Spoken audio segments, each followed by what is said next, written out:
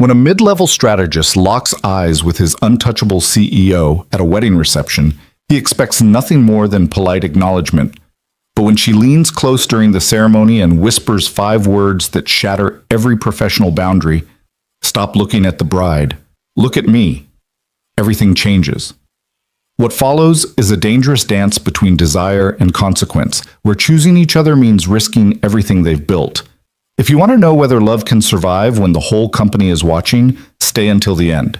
Hit that like button and comment your city so I can see how far this story travels. The wedding invitation had arrived 3 weeks earlier, cream-colored cardstock with elegant script that Ethan Walker almost threw away without opening. He didn't recognize the names immediately. College acquaintances he'd lost touch with years ago, the kind of peripheral friendships that survived only through annual holiday cards and occasional social media likes. But loneliness has a way of making even distant connections feel worth pursuing, so he RSVP'd yes and immediately regretted it. Now, standing in the lobby of the Harborview Estate with Lake Michigan stretching gray and restless beyond floor-to-ceiling windows, Ethan questioned every decision that had brought him here. The venue was too elegant, the guests too polished, and his charcoal suit, perfectly acceptable for corporate meetings, suddenly felt inadequate among the sea of designer labels and confident sophistication that filled the space.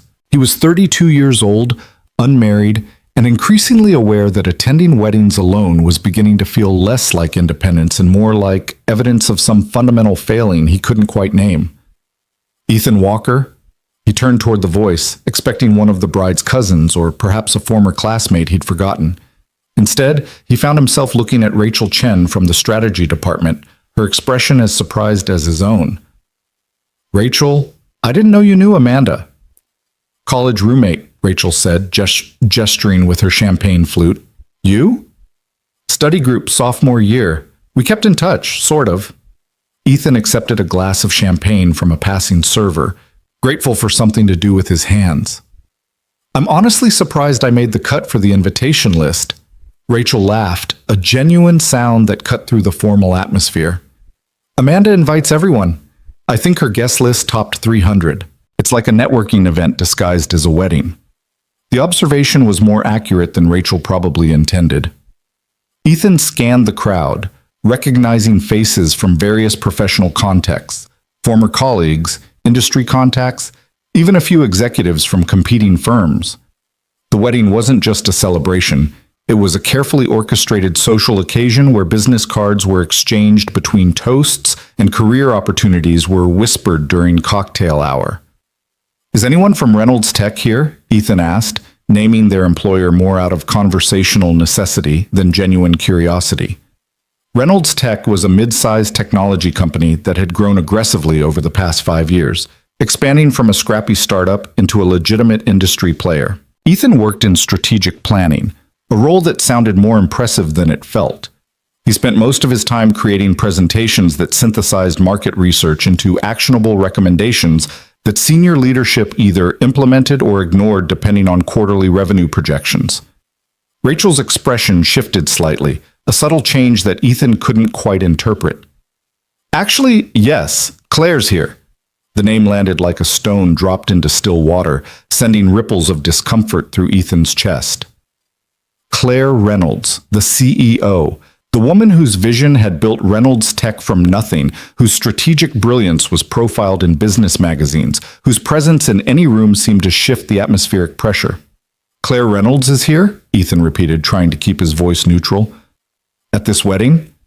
"Apparently Amanda's husband-to-be works with Claire's younger brother," Rachel explained. "Small world, right? I saw her earlier over by the terrace. She's wearing this incredible navy dress, very un-CEO-like. I almost didn't recognize her without the power suit." Ethan felt something uncomfortable twist in his stomach. In 3 years of working at Reynolds Tech, he'd been in the same room as Claire Reynolds perhaps a dozen times. Quarterly all-hands meetings, major presentations, one memorable emergency strategy session when a competitor launched a product that threatened their market position. Each encounter had been brief, professional, and completely devoid of personal connection. Claire Reynolds existed in a different stratosphere. She was 41 years old, brilliant, famously private, and treated corporate hierarchy like an impenetrable fortress. Executives jockeyed for 5 minutes of her time. Mid-level strategists like Ethan were lucky to receive an acknowledging nod in the hallway. The idea of encountering her here, outside the careful structure of office dynamics, felt fundamentally wrong. "I should probably say hello," Ethan heard himself say, though he had no intention of doing so. "Good luck," Rachel said, her tone suggesting she understood the absurdity of the statement. She's been pretty much keeping to herself. Very polite, very distant. Classic Claire Reynolds. The ceremony was scheduled to begin in 20 minutes. Guests were already drifting toward the main ballroom, following discreet signs and the gentle guidance of wedding coordinators in matching black dresses. Ethan decided to find his assigned seat early, avoid awkward small talk, and position himself somewhere Claire Reynolds was unlikely to notice him. The universe apparently had other plans. The seating chart was displayed on an enormous board near the ballroom entrance, table assignments written in flowing calligraphy. Ethan found his name quickly, table 12, somewhere in the middle distance, neither too close to the head table nor relegated to the social periphery. He was scanning for familiar names among his table mates when he saw it. Claire Reynolds, table 12. For a moment, Ethan considered the possibility that there were 2 Claire Reynolds attending this wedding. Perhaps the name was more common than he realized. Perhaps, "This is going to be interesting." The voice was familiar from conference calls and presentation feedback sessions, but hearing it this close, without the buffer of professional context, sent a jolt of pure adrenaline through Ethan's system. He turned and found Claire Reynolds standing beside him, close enough that he could see the faint lines around her eyes that suggested someone who smiled more than her corporate persona revealed, the subtle imperfection in her posture that made her seem suddenly impossibly human. She was shorter than he expected, 5'6" at most, though she carried herself with a presence that made height irrelevant. Rachel had been right about the dress. It was navy blue, elegantly simple, completely unlike the severe business attire Ethan associated with her office appearances. Her dark hair, usually pulled back in a severe bun, fell loose past her shoulders. Without the armor of executive presentation, she looked younger, softer, more accessible, and absolutely terrifying. "Ms. Reynolds," Ethan managed, his voice steady despite the chaos in his chest. "I didn't expect—" "Neither did I," Claire interrupted, her tone carrying a hint of dry amusement. "And please, we're at a wedding. Claire is fine." The permission felt significant, like a door opening slightly in a previously locked room. Ethan nodded, trying to recalibrate every assumption he'd made about this encounter. "Ethan Walker," he said, though she clearly already knew. "Strategic planning." "I know who you are, Ethan." Claire's gaze was direct, unflinching. "You wrote the market positioning analysis for our Q3 expansion. Solid work. Clear thinking, minimal corporate jargon. I appreciate that." The compliment was delivered with such casual precision that Ethan almost missed its significance. Claire Reynolds had read his work, had remembered it, had formed an opinion strong enough to mention it at a wedding reception while they stood awkwardly before a seating chart. "Thank you," Ethan said, forcing himself to maintain eye contact. "That means a lot." "Don't let it go to your head," Claire replied, but there was a slight smile at the corner of her mouth, barely perceptible. "I've also read 17 other reports this quarter. You just happened to make the short list of material I didn't want to throw across the room." It was a joke. Claire Reynolds was making a joke. With him. At a wedding. Ethan felt something shift, not dramatically, but enough to notice. The woman standing beside him wasn't the untouchable CEO who commanded boardrooms and reshaped markets. She was someone wearing a dress she probably didn't wear often, attending a wedding for someone's brother, looking at a seating chart with the same mild resignation he felt. "Looks like we're table mates," Ethan observed, stating the obvious because he couldn't think of anything better to say. "Fate or random assignment," Claire said. "Either way, we should probably claim our seats before someone decides we're not actually supposed to be at table 12 and reassigns us to opposite corners of the room." They walked together toward the ballroom, not quite side by side, but close enough that Ethan was acutely aware of her presence. Other guests noticed. He saw heads turn, expressions shift, as people recognized Claire Reynolds moving through the crowd without her usual entourage of assistants and executives.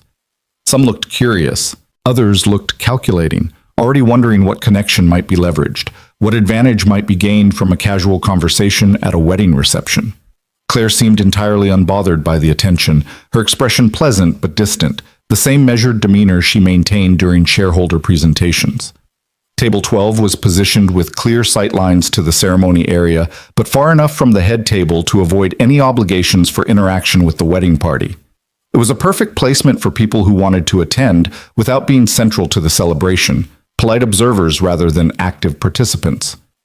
6 other guests were already seated when Ethan and Claire arrived. Introductions were made with varying degrees of enthusiasm. A couple from Amanda's law firm, an elderly aunt who seemed confused about whose wedding this was, a young woman who worked in marketing and couldn't stop staring at Claire with barely concealed star-struck fascination. Ethan found himself seated directly beside Claire, their chairs close enough that he could detect the subtle scent of her perfume, something expensive and understated, not the aggressive designer fragrances that dominated corporate elevators. "So," said Derek, the lawyer from Amanda's firm, leaning forward with the aggressive friendliness of someone determined to network at every opportunity. "What do you all do besides attend weddings on beautiful Saturday afternoons?" The question was directed generally, but Derek's gaze lingered on Claire with unmistakable recognition. He knew exactly who she was. "I'm in technology," Claire said smoothly, offering nothing more. "Strategic leadership." It was technically accurate and completely unhelpful, a masterclass in providing information while revealing nothing. Ethan watched Derek's expression shift as he decided whether to push for details or accept the subtle boundary Claire had established. "Technology is such a broad field," Derek's wife, Jennifer, chimed in. "Software, hardware, consulting?" "A bit of everything," Claire replied, reaching for her water glass. "It keeps things interesting." Ethan felt an unexpected surge of admiration. Claire was being deliberately vague, not out of rudeness, but from what seemed like a genuine desire to avoid turning a wedding reception into a business development opportunity. She'd come here to be a guest, not a CEO, and she was protecting that boundary with the same strategic precision she applied to quarterly planning sessions. "What about you, Ethan?" Jennifer asked, turning her attention to him with what felt like relief at having someone potentially more forthcoming. "I work in strategic planning," Ethan said. "Market analysis, competitive positioning, nothing glamorous." "For what company?" Before Ethan could answer, Claire spoke. "Same company as me, actually. Small world." The statement landed with perfect timing, redirecting the conversation while establishing a connection that would make further interrogation awkward. Derek and Jennifer exchanged a glance, clearly recalculating their approach, then mercifully turned their attention to the marketing professional who seemed eager to discuss her recent campaign launch. "Thank you," Ethan said quietly, leaning slightly toward Claire. "I wasn't sure how to handle that without either lying or making things weird." "People at weddings always want to talk about work," Claire replied, her voice low enough that only Ethan could hear. "It's safer than discussing relationships or politics. But sometimes you just want to eat overpriced chicken and watch 2 people promise forever without conducting business development." The observation was so unexpectedly honest that Ethan found himself smiling. "Is that what we're doing? Eating overpriced chicken and avoiding business development?" "That's my plan," Claire said. "What's yours?" The question felt significant, weighted with implications Ethan couldn't fully process. What was his plan? He'd come to this wedding because loneliness had made an obligation feel like an opportunity. He'd expected to feel awkward and out of place, to leave early with a headache and the renewed conviction that weddings were designed for coupled people who enjoyed public displays of commitment. He hadn't expected to be sitting beside Claire Reynolds, having the most genuine conversation he'd had in months. "My plan is to not embarrass myself," Ethan said honestly. "So far, I'm cautiously optimistic." Claire's smile was barely visible, but it was real. "You're doing fine, Ethan. Better than fine, actually. You haven't tried to pitch me a project idea or ask about job opportunities. That puts you ahead of approximately 90% of people who recognize me outside the office." "Is that what usually happens?" "Without fail. I can't go to the grocery store without someone asking about our hiring timeline or suggesting I invest in their startup idea." "That sounds exhausting." "It is," Claire admitted. "Which is why I almost didn't come today. I knew people would recognize me. I knew conversations would turn into networking opportunities disguised as small talk. But Amanda's fiancé is my brother's best friend, and family obligations have weight. Even for CEOs? Especially for CEOs.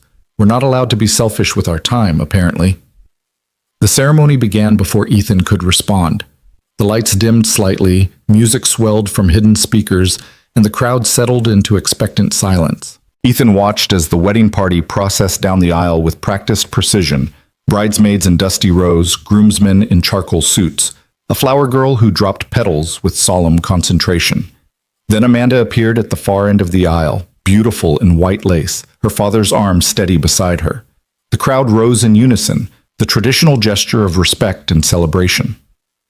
Ethan stood with everyone else, his attention drawn to the bride's expression as she walked toward her future husband.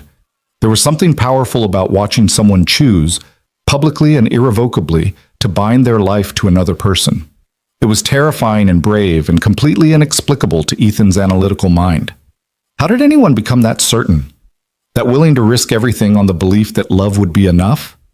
He was so focused on Amanda's steady progression that he didn't notice Claire's movement until her hand brushed his arm, light and deliberate.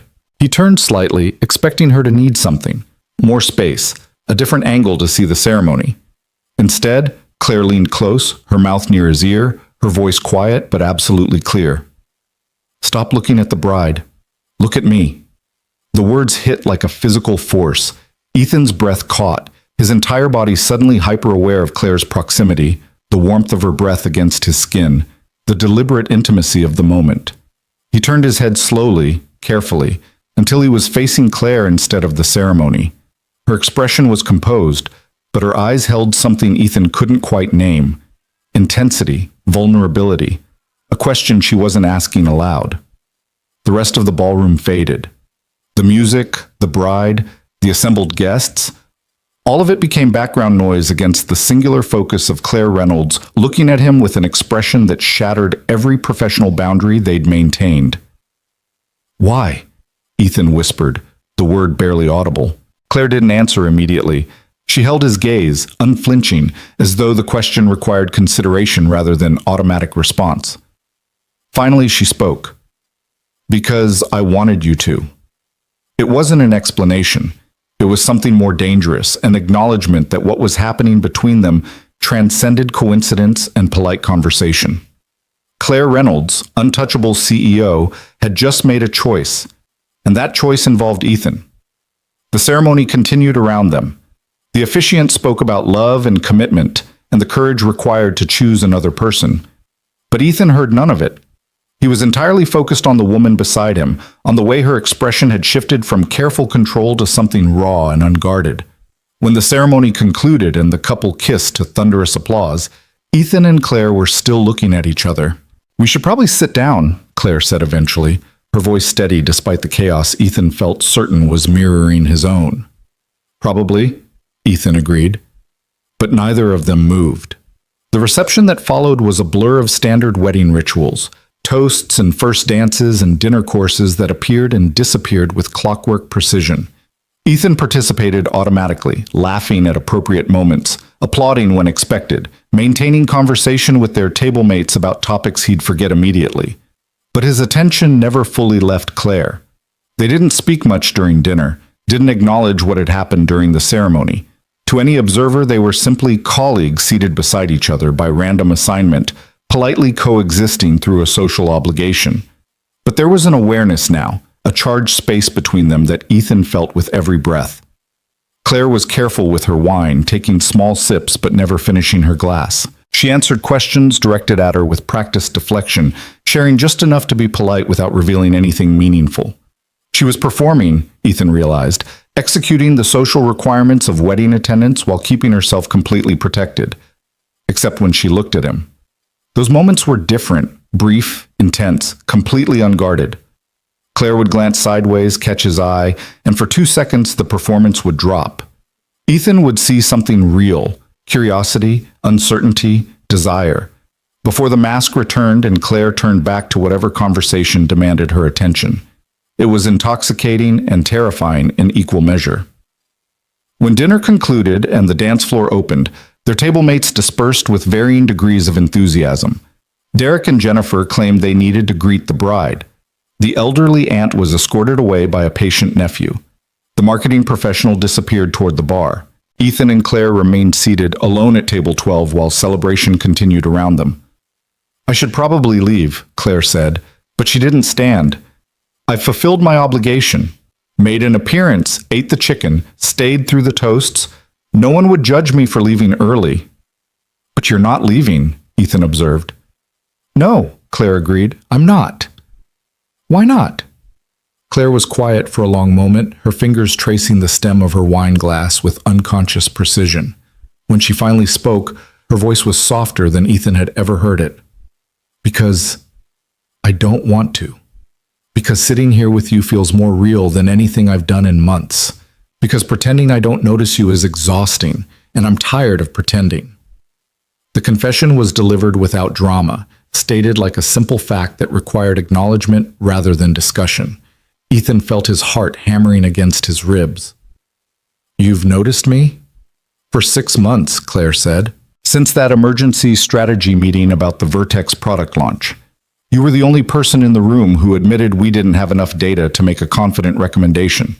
Everyone else was performing certainty they didn't feel, but you just told the truth.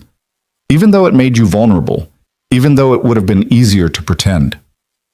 Ethan remembered that meeting, remembered the sick feeling of speaking up when everyone else seemed confident, remembered Claire's sharp gaze landing on him, her expression unreadable. He'd thought she was judging him. Apparently she'd been noticing him. "I thought you were angry," Ethan admitted. "I was impressed," Claire corrected. "Honesty is rare, especially from people who have something to lose." "What am I supposed to do with that information?" Claire finally looked at him fully. No performance, no careful control. Just a woman looking at a man with an expression that held both invitation and warning. "That depends on what you want, Ethan." The question hung between them, impossible to ignore. What did he want? Safety? To stand up, thank Claire for the conversation, and return to their normal dynamic of CEO and mid-level strategist? To pretend this wedding had been nothing more than a coincidence that would fade into anecdote? Or did he want something reckless and dangerous? To acknowledge this pull between them, to explore what it might mean, to risk everything for the possibility of something real? "I want to not forget this," Ethan said finally. "Whatever this is, I don't want to pretend it didn't happen." Claire's expression shifted, relief perhaps, or recognition. "Then we have a problem, because forgetting would be safer, for both of us." "I know. There's a power imbalance. My position, your position. It creates complications that could damage both our careers." "I know," Ethan repeated. "People would assume things, make judgments, reduce whatever this is to something calculating or inappropriate." "I know." Claire leaned back in her chair, her composure returning like armor sliding back into place. But her eyes remained soft, uncertain in a way Ethan suspected few people ever witnessed. "So what do we do?" she asked. Ethan stood, offering his hand with a formality that felt absurdly inadequate for the moment. "We start with a dance, and then we figure out the rest." Claire looked at his outstretched hand for a long moment, weighing consequences Ethan couldn't fully imagine. Then she placed her hand in his, her grip steady and sure, and let him help her stand. The dance floor was crowded with couples moving to a slow song Ethan didn't recognize. He led Claire to a space near the edge, away from the center spotlight, and pulled her into a standard ballroom hold that felt simultaneously too formal and too intimate. "I'm not a great dancer," Ethan warned. "I'm willing to risk it," Claire replied. They moved together, awkward at first, finding a rhythm that worked despite Ethan's limited skills. Claire was light in his arms, responsive to his lead even when he stumbled. Up close, Ethan could see details he'd never noticed before: the faint scar near her left temple, the constellation of freckles across her collarbone, the way she bit her lower lip when concentrating. "This is a terrible idea," Claire said quietly, the words vibrating against Ethan's chest. "Probably," Ethan agreed. "We should stop, before this becomes something we can't walk away from." "We should." Neither of them moved to separate. The song ended, replaced by something faster and more upbeat that sent couples spinning with renewed energy. Ethan and Claire stood still, hands still connected, the space between them charged with everything they weren't saying. "Come outside with me," Claire said. It wasn't quite a request, wasn't quite a command. "Just for a few minutes. I need air." They left through a side door that opened onto a stone terrace overlooking the lake. The temperature had dropped with sunset, cold October wind cutting through Ethan's suit jacket. Claire wrapped her arms around herself, shivering slightly, but didn't suggest going back inside. They were alone out here. The terrace was empty, illuminated only by landscape lights that cast long shadows across weathered stone. Beyond the low wall, Lake Michigan stretched dark and infinite toward an invisible horizon. "I almost didn't come today," Claire said, her voice carrying over the wind. "I had a perfectly good excuse. Board presentation to prepare, quarterly reviews to complete. But my brother guilted me into it, said I needed to do something normal for once. Stop being the CEO and just be a person." "Are you? A person, I mean. Or are you always the CEO?" Claire's laugh was hollow. "I don't know anymore. The role consumes everything if you let it. Work becomes identity. Strategy becomes personality. And before you realize it, you've forgotten how to exist without the performance." "Is this a performance?" Ethan asked, gesturing between them. "Right now?" "No," Claire said immediately. "This is the least performative I've been in years, which is why it's so dangerous." Ethan moved closer, drawn by a gravity he couldn't resist. "Why is it dangerous to be real?" "Because real means vulnerable, and vulnerability means risk. And risk means—" Claire trailed off, shaking her head. "I'm not explaining this well." "You're explaining it perfectly." Claire turned to face him fully, her back against the terrace wall, her expression open in a way that made Ethan's chest ache. "I noticed you 6 months ago," she said, "and I've been noticing you ever since. Every presentation you give, every email you send, every time you walk past my office, I notice. And it's been getting harder to pretend I don't." "Why pretend at all?" "Because I'm the CEO, Ethan. Because anything between us would be scrutinized and judged. Because people would assume you're using me for advancement or I'm taking advantage of my position. Because the simplest explanation is usually the ugliest one, and we'd have to live with those assumptions every day." "What if I don't care about any of that?" Ethan asked. "Then you're not thinking clearly." "Maybe not," Ethan admitted, "but I'm also not willing to walk away just because something is complicated." Claire studied him with an intensity that felt like being seen for the first time. "What are you saying?" "I'm saying that whatever this is, attraction, connection, temporary insanity, I want to explore it. Carefully. Honestly. Without pretending it's nothing just because acknowledging it is risky. That's remarkably clear thinking for someone who claims to not be thinking clearly. I have my moments." Claire was quiet for a long time, the wind pulling strands of dark hair across her face. She looked younger out here, away from boardrooms and quarterly presentations, not diminished, just human. "If we do this," she said finally, "it has to be separate from work. Completely separate. No special treatment, no favoritism, no appearance of impropriety." "Agreed. And if it becomes complicated, if the risk outweighs the possibility, we end it, cleanly, no drama, no resentment." "Okay. I'm serious, Ethan. I won't let this destroy what I've built, not for anyone." "I'm not asking you to." Claire searched his face, looking for something she apparently found. Then we moved forward, carefully. It wasn't a declaration of love. It wasn't even a promise. It was simply an acknowledgement that they were choosing to see what happened next, despite every logical reason to walk away. Ethan reached for Claire's hand, threading his fingers through hers with a tenderness that felt disproportionate to their brief acquaintance.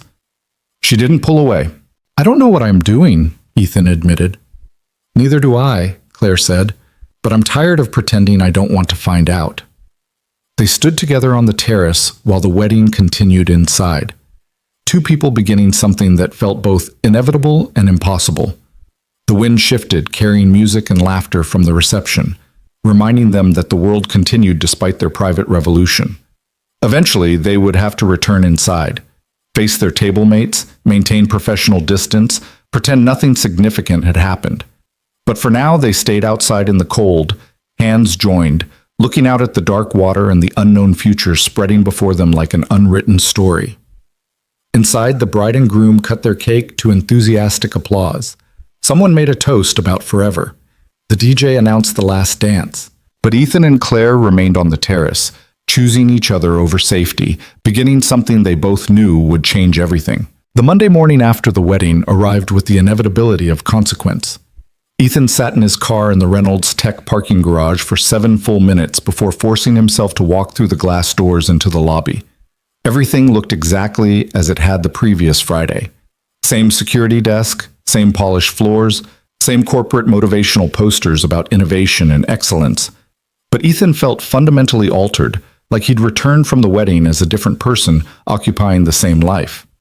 He texted Claire once on Sunday evening, a simple message that had taken him 20 minutes to compose. "Thank you for Saturday. I meant everything I said." She'd responded 3 hours later with equal brevity. "So did I. See you Monday." Now Monday had arrived, and Ethan had no idea what seeing Claire would actually mean. The strategy department occupied the 3rd floor, an open-plan workspace designed to encourage collaboration, but mostly succeeding in destroying any illusion of privacy. Ethan's desk was positioned near the window, offering a view of the parking lot, and more importantly, a direct sightline to the elevator bank where senior executives arrived each morning. He booted up his computer and tried to focus on the quarterly competitive analysis due by end of week. The data was straightforward: market share projections, pricing strategies, feature comparisons, but his concentration kept fragmenting, his attention drawn repeatedly to the elevator doors. Claire arrived at 8:45, emerging from the executive elevator with her usual entourage of assistants and department heads. She wore a charcoal suit that erased any trace of the woman in the navy dress, her hair pulled back severely, her expression focused and impenetrable. She didn't glance toward the strategy department, didn't acknowledge Ethan's existence even peripherally. It was exactly what they'd agreed to. Complete separation between whatever was developing personally and their professional obligations. But watching Claire walk past without recognition felt like a small violence, a denial of Saturday night that made Ethan question whether any of it had actually happened. "You okay?" Rachel appeared beside his desk, holding 2 cups of coffee and wearing an expression of concerned curiosity. "You look like you saw a ghost." "Just tired," Ethan lied, accepting the coffee gratefully. "Wedding hangover. Please tell me you got drunk and embarrassed yourself so I have something to look forward to hearing about." "Sorry to disappoint, I was remarkably well behaved." Rachel settled into the chair beside his desk, clearly in no hurry to return to her own work. "I saw you talking with Claire Reynolds. That must have been surreal. What's she like outside the office?" The question was innocent, casual workplace gossip with no awareness of the minefield it represented. Ethan took a careful sip of coffee, buying himself time to formulate a response that was honest without being revealing. "Professional," he said finally. "We talked about work mostly. Nothing particularly interesting." "That's disappointing. I was hoping she'd have some secret personality we never see, like maybe she's secretly hilarious or collects vintage comic books or something." "If she does, she didn't share it with me." Rachel studied him for a moment, her expression shifting from curiosity to something sharper.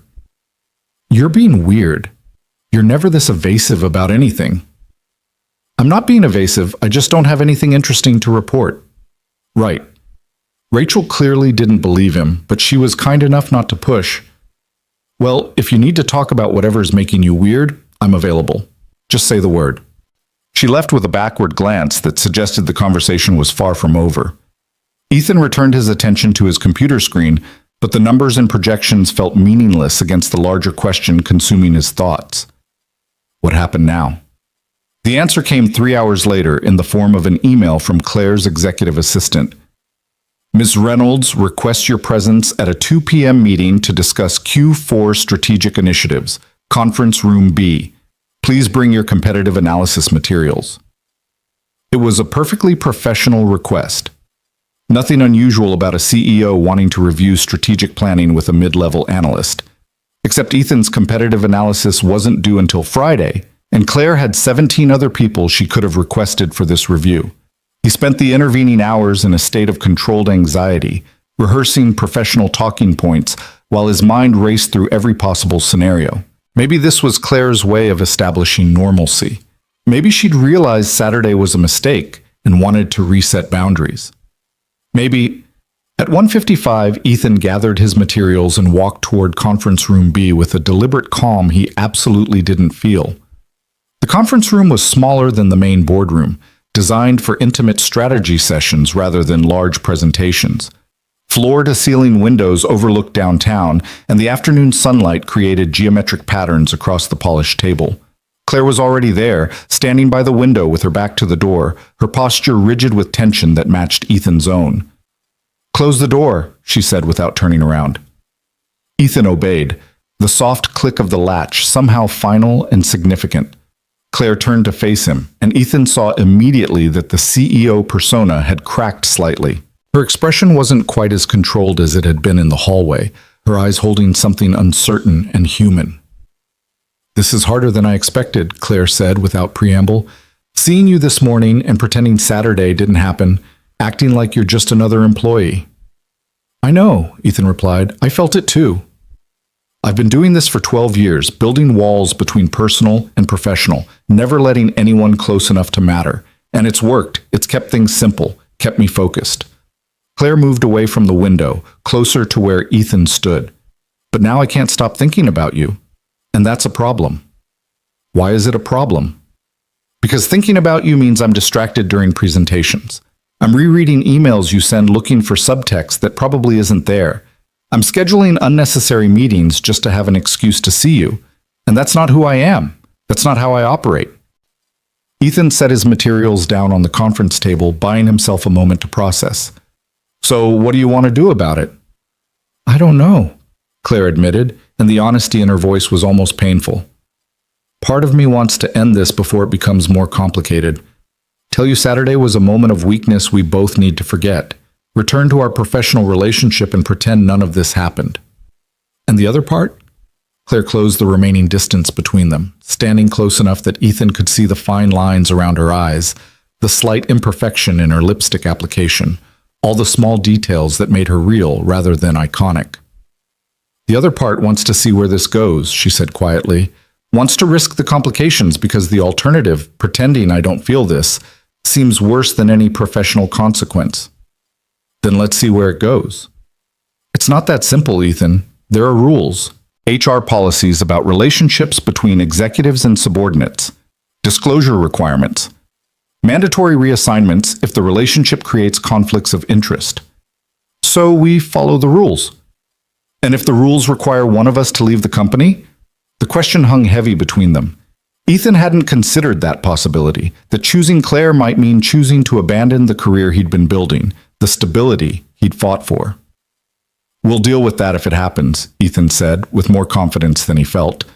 "But right now I'm more concerned about what we're doing than what might happen later."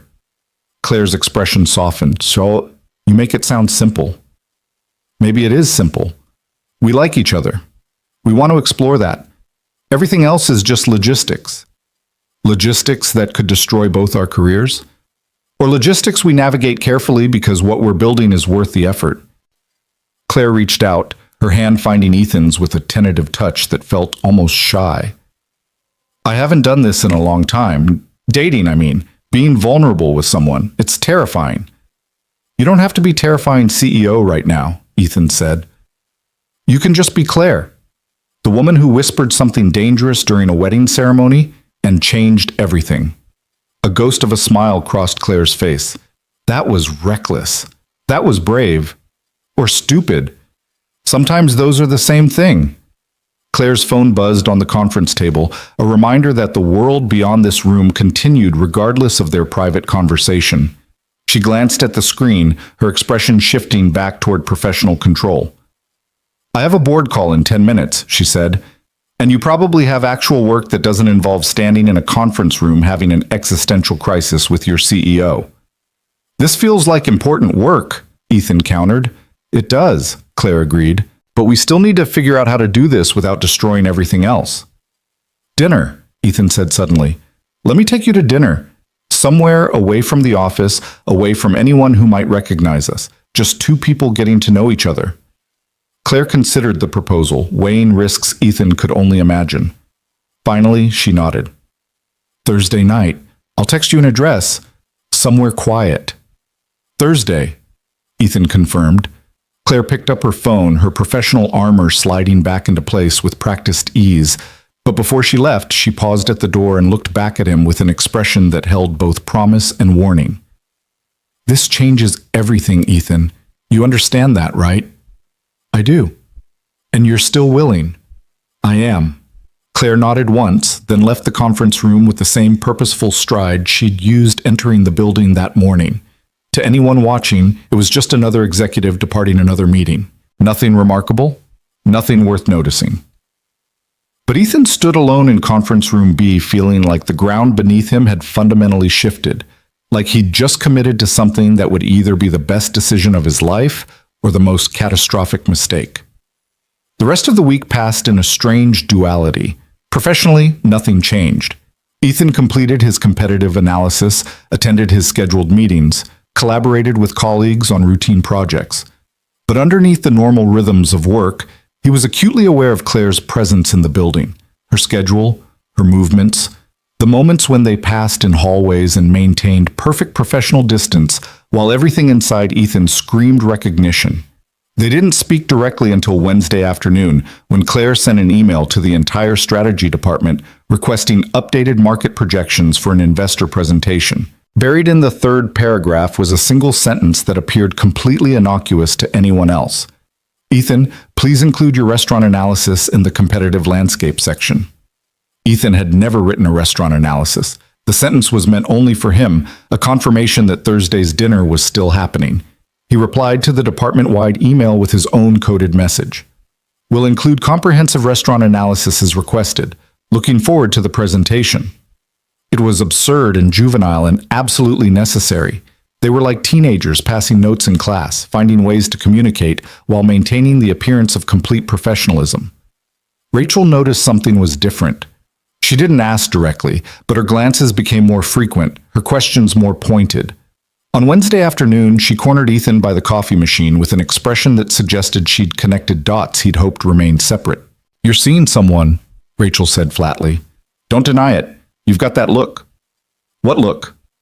The look people get when they're thinking about someone they shouldn't be thinking about. Distracted but happy. Anxious but excited. Rachel leaned closer, lowering her voice. Is it someone from work? I'm not discussing my personal life, Ethan said, trying for firm boundaries and probably failing. That's a yes. Oh my God, Ethan, that's so unlike you. You're the most risk-averse person I know. Maybe I'm tired of being risk-averse. Rachel studied him with a mixture of concern and fascination. Just be careful, okay? Office relationships get messy, especially if there's any kind of power imbalance. The observation was too close to reality. Ethan forced himself to meet Rachel's gaze with false confidence. I know what I'm doing. I hope so, Rachel said, but her expression suggested she had serious doubts. Thursday arrived with agonizing slowness. Ethan left work at his normal time, drove home to his apartment, and spent 40 minutes deciding what to wear for a dinner that was simultaneously a first date and potentially the beginning of something that could reshape his entire life. He settled on dark jeans and a button-down shirt, casual enough to not seem like he was trying too hard, but polished enough to show effort. Then he sat on his couch and stared at his phone, waiting for Claire's text with the restaurant address. It arrived at 6:45. Lucia's, 7:30, small Italian place on Randolph. Private booths, see you there. Ethan arrived 15 minutes early and waited in his car, watching the restaurant entrance with nervous energy that felt disproportionate to the situation. This was just dinner, just two people having a meal together, nothing momentous or life-changing, except it absolutely was. Claire arrived at exactly 7:30, pulling up in a nondescript sedan that was nothing like the sleek executive vehicle Ethan associated with her professional life. She'd changed from her work clothes into dark slacks and a cream sweater, her hair loose around her shoulders. She looked beautiful and nervous, and completely unlike the untouchable CEO who commanded boardrooms. Ethan got out of his car and met her on the sidewalk. For a moment, they just looked at each other, the awkwardness of transition between work colleagues and something more hanging between them like a question neither knew how to answer. Hi, Claire said finally. Hi, Ethan replied. This is weird, isn't it? Incredibly weird. Claire smiled, some of the tension easing from her shoulders. Good. I was worried it was just me. Lucia's was exactly as advertised. A small Italian restaurant with dim lighting, high-backed booths that offered genuine privacy, and the kind of intimate atmosphere that suggested the owners understood their clientele valued discretion. The hostess led them to a corner booth without comment, provided menus, and disappeared with professional efficiency. Ethan and Claire sat across from each other, the table between them both barrier and bridge. I almost canceled 3 times today, Claire admitted, fidgeting with her napkin. Came up with perfectly reasonable excuses. Emergency board meeting, last-minute investor call, sudden onset plague. What stopped you? The realization that I wanted to be here more than I wanted to protect myself, which is terrifying, honestly. We can still leave, Ethan offered. Walk away right now. Go back to being just colleagues. Do you want that? No, Ethan said honestly. But I want you to feel safe. Claire's expression softened. I don't think I've felt truly safe in years, but I feel honest right now. And that's something. They ordered wine and pasta, making small talk about neutral topics while they calibrated this new dynamic. Claire asked about Ethan's background, where he grew up, what led him to strategy work, whether he'd always been this thoughtful or if it was a learned skill. Ethan answered honestly, sharing details about his middle-class upbringing in Ohio, his business degree from a state university, his slow climb up the corporate ladder through competence rather than connections. It wasn't a dramatic story. No rags to riches narrative or against all odds triumph, just the ordinary path of someone who worked hard and hoped it would be enough. What about you? Ethan asked when the conversation naturally shifted. How does someone become Claire Reynolds, CEO? Claire took a slow sip of wine, considering her response. The same way anyone becomes anything. A combination of preparation, opportunity, and refusing to accept limitations other people tried to impose. That sounds like a rehearsed answer. It is, Claire admitted. I've given versions of that response in probably 50 interviews. The real answer is more complicated and less inspiring. I want the real answer. Claire was quiet for a moment, her fingers tracing the stem of her wine glass with unconscious precision. I started Reynolds Tech because I was angry. I'd spent 10 years in corporate environments being told I was too aggressive, too direct, too unwilling to play politics. I got passed over for promotions in favor of less qualified men who knew how to perform confidence without actually delivering results. And I got tired of fighting systems that were designed to keep me in my place. So you built your own system. I built something better, Claire corrected. A company where competence mattered more than performance, where strategic thinking was valued over corporate theater, where people could be direct without being penalized for it. She paused, her expression turning wry. Of course, building that company required me to become exactly the kind of controlled strategic performer I'd hated in my previous roles. The irony isn't lost on me. You don't seem like a performer to me. That's because you're seeing me without the armor. Most people don't get that privilege. Why do I? Claire met his gaze directly, unflinching. Because when you spoke up in that emergency meeting 6 months ago, you reminded me why I built this company in the first place. You told the truth even when it made you vulnerable. You prioritized accuracy over self-preservation, and I thought that's what I wanted to create, people who care more about being right than looking right. And now you're having dinner with me. And now I'm having dinner with you, Claire confirmed, which is either the best decision I've made in years or a catastrophic lapse in judgment. Time will tell. Their food arrived, interrupting the conversation, but not the underlying current of connection flowing between them. They ate and talked, the conversation moving easily from professional philosophy to personal preferences, favorite books, worst travel experiences, the specific kind of exhaustion that came from pretending to be fine when you weren't. Claire was funny, Ethan discovered, not in an obvious way, but with a dry wit that emerged unexpectedly, catching him off guard and making him laugh in ways that felt genuine and unguarded. I can't remember the last time I did this, Claire said as dessert arrived, tiramisu they'd agreed to share, despite both claiming to be too full. Just sat and talked with someone without an agenda, without strategy or purpose beyond enjoying the conversation. How does it feel?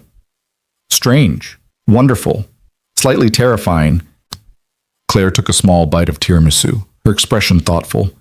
I've built my entire adult life around control, controlling outcomes, controlling perceptions, controlling my own emotional responses. And sitting here with you, I feel completely out of control, like I'm free-falling without knowing where I'll land.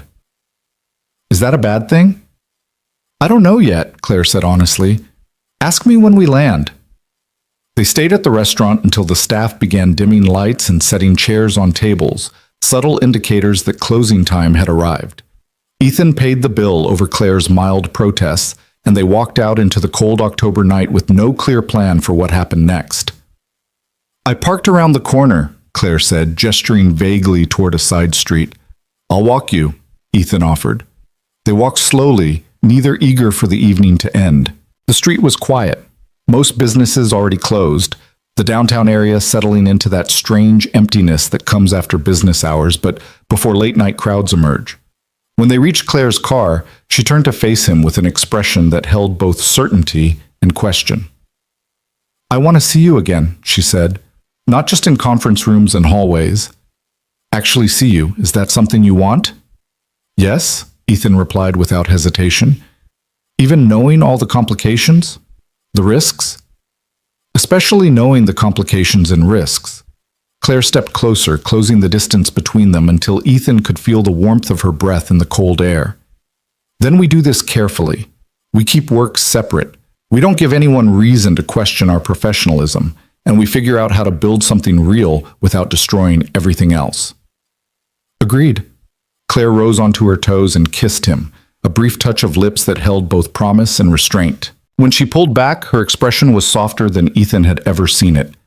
Thank you for tonight, she said quietly, for making me feel like a person instead of a position. You are a person, Claire. An extraordinary one. Keep saying things like that and I might start believing you. She got into her car with a final backward glance that held everything they weren't yet ready to say aloud. Ethan watched her drive away, then stood alone on the empty street, feeling like his entire life had just pivoted towards something uncertain and wonderful and terrifying. He drove home in a daze, replaying the evening, analyzing every word and gesture like a strategic analysis. By the time he reached his apartment, one thing had become absolutely clear. This was no longer about attraction or curiosity. This was about Claire Reynolds, brilliant, guarded, unexpectedly vulnerable Claire, and the possibility that choosing her might mean choosing to rebuild his entire life around something fragile and unprecedented and completely worth the risk. His phone buzzed as he unlocked his apartment door.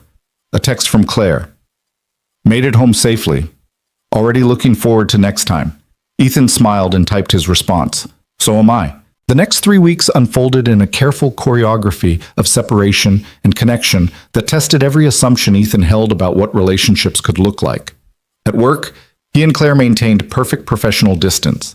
She was still the untouchable CEO. He was still the mid-level strategist whose opinions mattered only within the narrow scope of his department.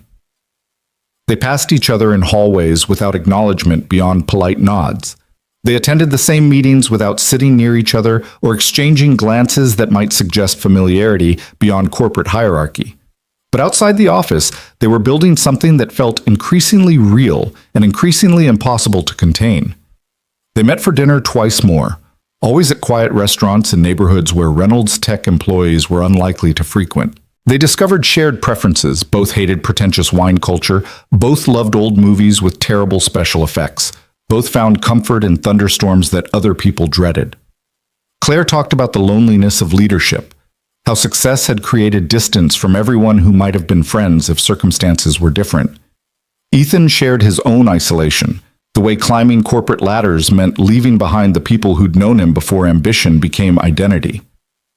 On their fourth date, Claire invited him to her apartment, a carefully neutral suggestion delivered with the caveat that they could still leave if things felt wrong. The apartment was in a high-rise downtown, all clean lines and expensive furniture that looked rarely used, like a hotel suite occupied by someone who never quite settled in. Claire poured wine with shaking hands and admitted she couldn't remember the last time she'd invited someone into her personal space. They sat on her couch talking until 2 in the morning, the conversation moving from careful to confessional as the hours passed. Claire told him about her failed engagement 10 years earlier, how she'd chosen the company over a man who couldn't accept that her career would always demand equal priority. Ethan shared his own romantic failures, relationships that had dissolved under the weight of mutual indifference disguised as compatibility. When he finally kissed her properly, not the brief contact from their first date, but something deeper and more honest, Claire responded with an intensity that suggested she'd been holding back for weeks. They moved to her bedroom with the awkward navigation of people learning each other's rhythms, and what followed was tender and uncertain and absolutely right in ways that defied Ethan's ability to articulate. Afterward, lying in the darkness with Claire's head resting against his chest, Ethan felt the full weight of what they were attempting. This wasn't casual. This wasn't something that could be compartmentalized or controlled. This was real connection forming in the worst possible circumstances, and the collision between what they wanted and what they could safely sustain was inevitable. "We can't keep this secret forever," Claire said quietly, her voice carrying through the darkness. "Eventually someone will notice. Someone always notices." "I know," Ethan replied, his hand moving absently through her hair. "And when they notice, there will be consequences. HR investigations, forced reassignments, possibly one of us losing our job." "I know that too." Claire lifted her head to look at him, her expression serious despite the intimacy of their position. "Are you prepared for that? Really prepared? Because I need you to understand what you're risking." Ethan met her gaze without flinching. "I understand that being with you might cost me my career. I understand that people will make assumptions about why we're together. I understand all of it, and I'm still here." "Why?" The question was simple but carried enormous weight. Why was Ethan willing to risk everything for a relationship that was barely a month old, with a woman whose position made them fundamentally unequal in professional terms?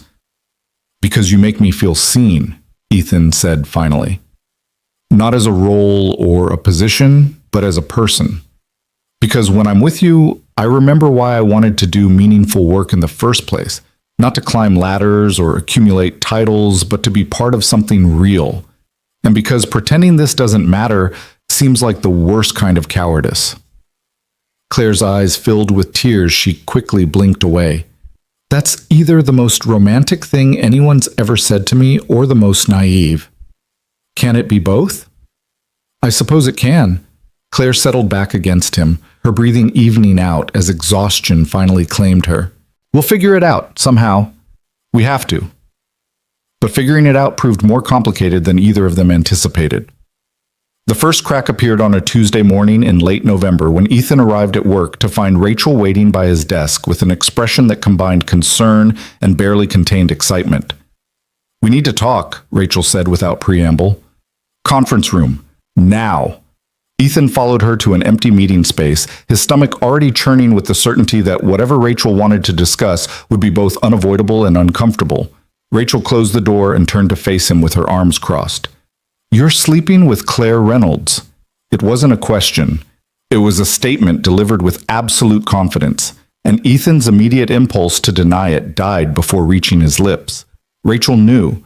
Somehow, despite all their precautions, she knew. "How did you—" "I saw you," Rachel interrupted, "last Thursday night. I was having drinks with friends at that wine bar on State Street, and I saw you and Claire walking together. You were holding hands, Ethan, and the way you looked at each other—" She shook her head. "I've known you for 3 years. I've never seen you look at anyone like that." Ethan felt his carefully constructed separation between personal and professional collapse into rubble. "Rachel, I can explain. You don't need to explain. I'm not judging you. But you need to understand how dangerous this is. Claire Reynolds is the CEO. You're a mid-level employee.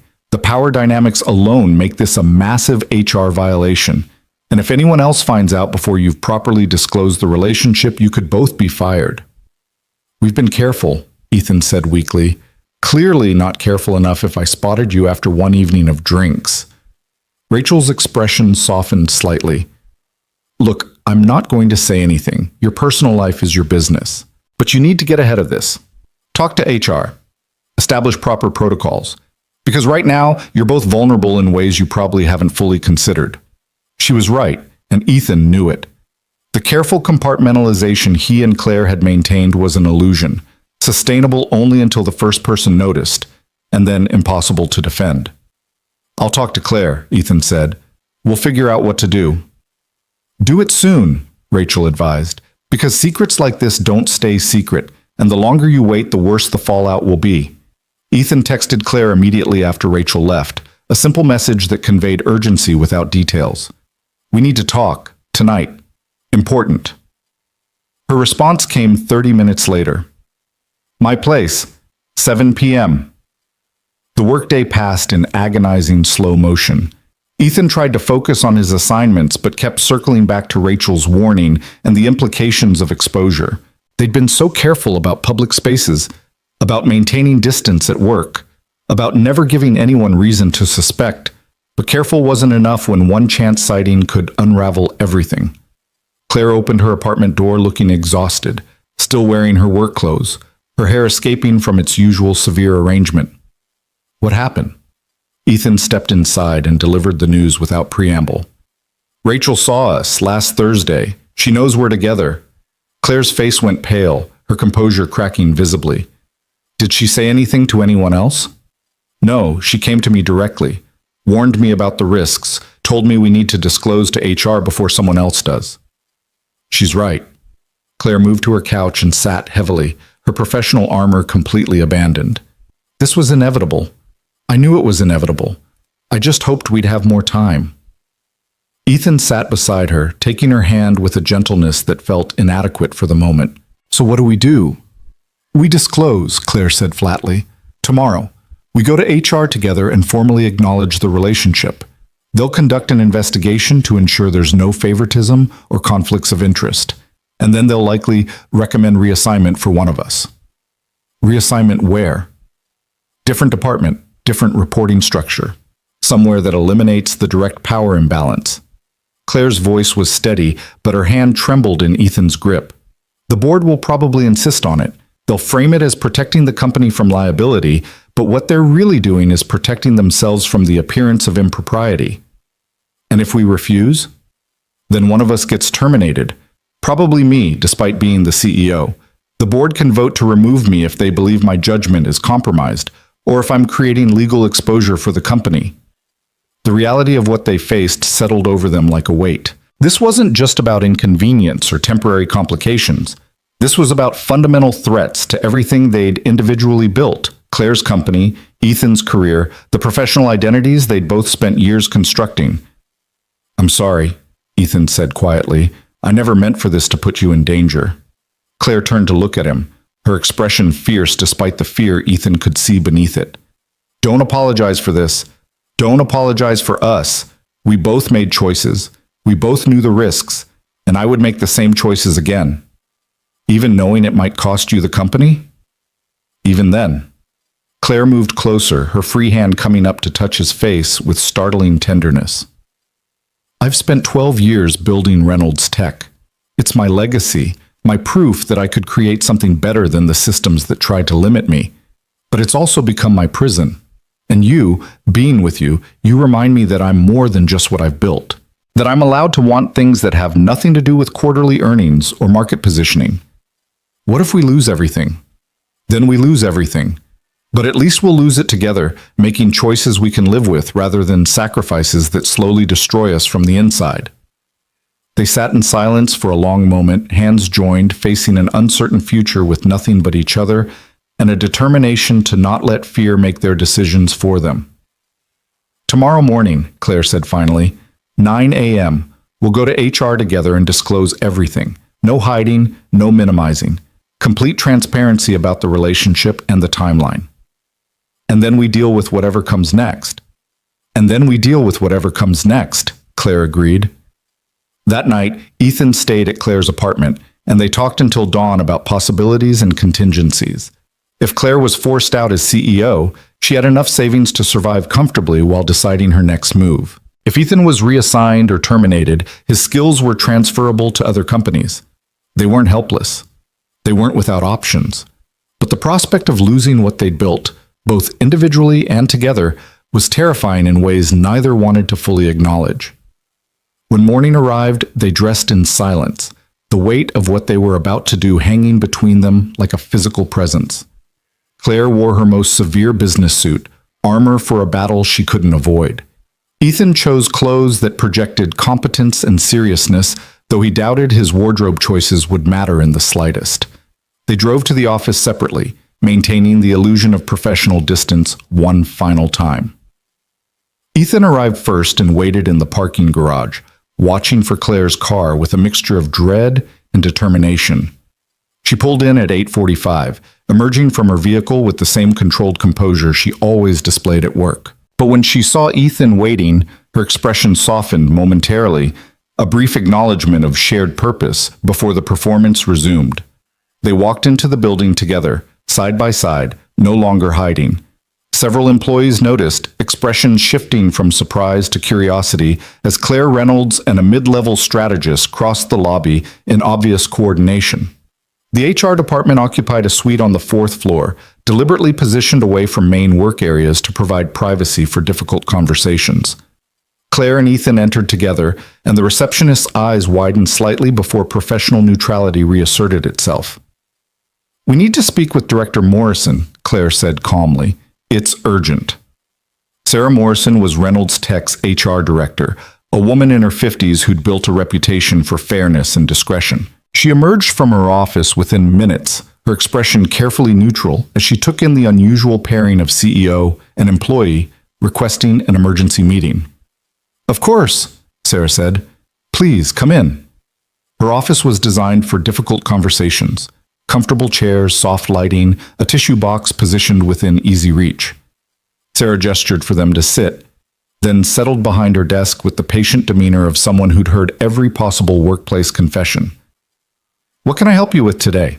Sarah asked, though her expression suggested she'd already formed suspicions. Claire sat with perfect posture, her hands folded in her lap, every inch the professional executive, even as she prepared to disclose information that could destroy her position. "Ethan Walker and I are in a personal relationship. We're here to formally disclose that relationship and request guidance on appropriate next steps." Sarah's expression didn't change, but Ethan saw her shoulders tense slightly. "I see. How long has this relationship been ongoing?" "Approximately 6 weeks," Claire replied. "We met outside of work at a wedding reception and began seeing each other personally shortly after. We've maintained complete professional boundaries at the office and have ensured that there's been no favoritism or special treatment in work matters. Has there been any exchange of benefits, promotions, assignments, access to confidential information?" "No," Ethan interjected. "Our relationship has been entirely separate from work. I haven't received any preferential treatment, and Claire hasn't shared any information with me that isn't already available to other employees at my level." Sarah made notes on a legal pad, her expression unreadable. "You understand that relationships between executives and subordinate employees create potential conflicts of interest and expose the company to liability concerns."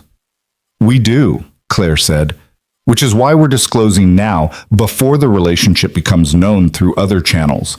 We want to be transparent and work within company policies to address any concerns." "The company policy is clear," Sarah said, her tone sympathetic but firm.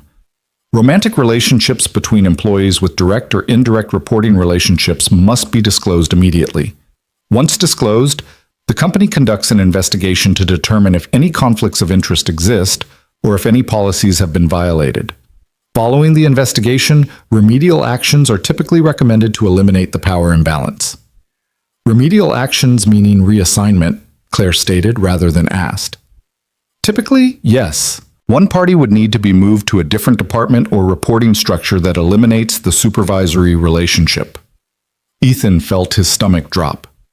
"And if that's not possible? If there's no comparable position available?" Sarah's expression became genuinely sympathetic. "Then we explore other options. Voluntary departure with appropriate severance. Transfer to a subsidiary or partner company. In extreme cases, termination if the conflict cannot be resolved, and the employee refuses other remedies. The clinical language couldn't disguise the brutal reality. One of them would have to leave. There was no scenario where both Claire and Ethan kept their current positions and continued their relationship.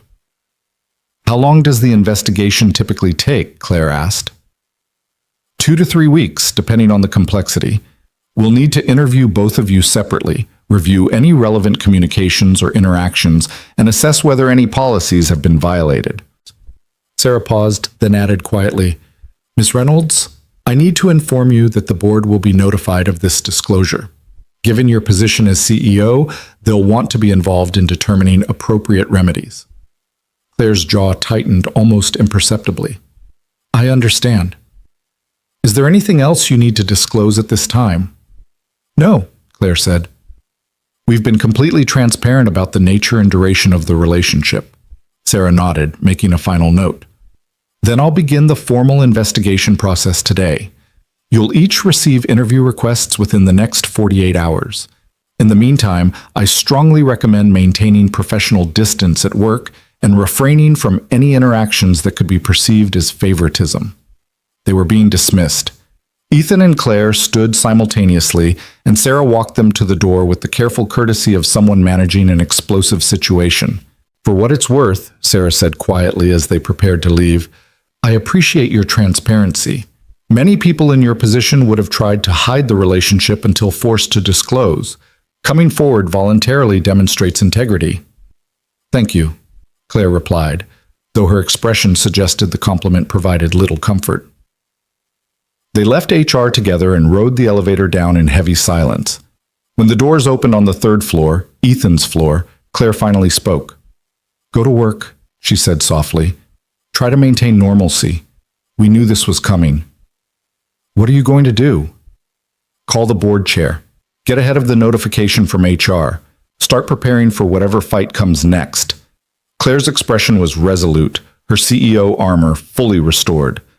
"This isn't over, Ethan. We disclose, we comply with the investigation, and we figure out how to survive whatever they decide."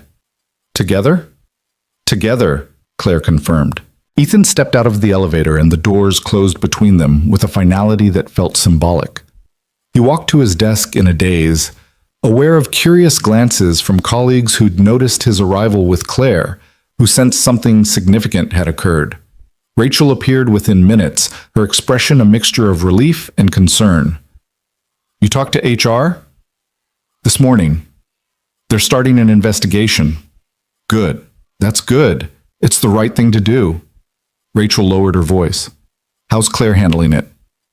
"Like she handles everything, with perfect control and absolute determination." "And you?" Ethan sank into his desk chair, suddenly exhausted despite the early hour.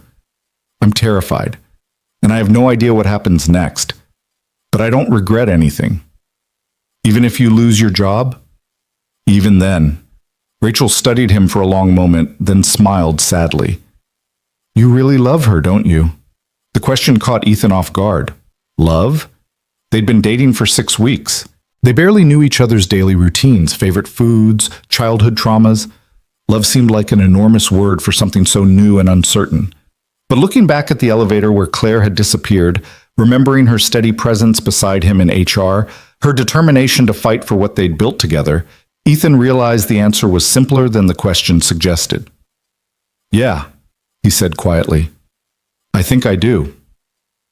The investigation began that afternoon with efficiency that suggested HR had been preparing for exactly this scenario. Ethan received his first interview request within 3 hours, a formal calendar invitation for Thursday morning with Sarah Morrison and a corporate attorney whose presence indicated the seriousness of the inquiry.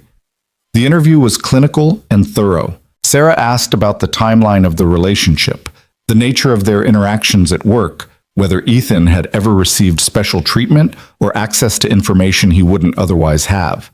The attorney took notes and occasionally interjected with clarifying questions designed to identify potential policy violations or legal exposure. Ethan answered honestly, walking them through the wedding reception, the dinner dates, the careful separation between personal and professional. He admitted the relationship was serious, that he cared deeply for Claire, that they discussed long-term possibilities despite knowing the complications. Has Ms. Reynolds ever used her position to benefit you professionally? The attorney asked. No, if anything, she's been more careful with me than with other employees. She avoids assigning me to projects she's directly involved with. She never shares confidential information. We've maintained complete separation. But you acknowledge the relationship creates an appearance of impropriety regardless of actual favoritism? Yes, Ethan admitted. I understand that perception matters as much as reality in these situations. The interview lasted 90 minutes and left Ethan feeling exposed and vulnerable in ways he hadn't anticipated. Every moment he'd shared with Claire was now subject to corporate scrutiny, reduced to potential policy violations and liability concerns. The love he'd acknowledged to Rachel was being examined like a business risk, quantified and assessed for its potential to damage the company.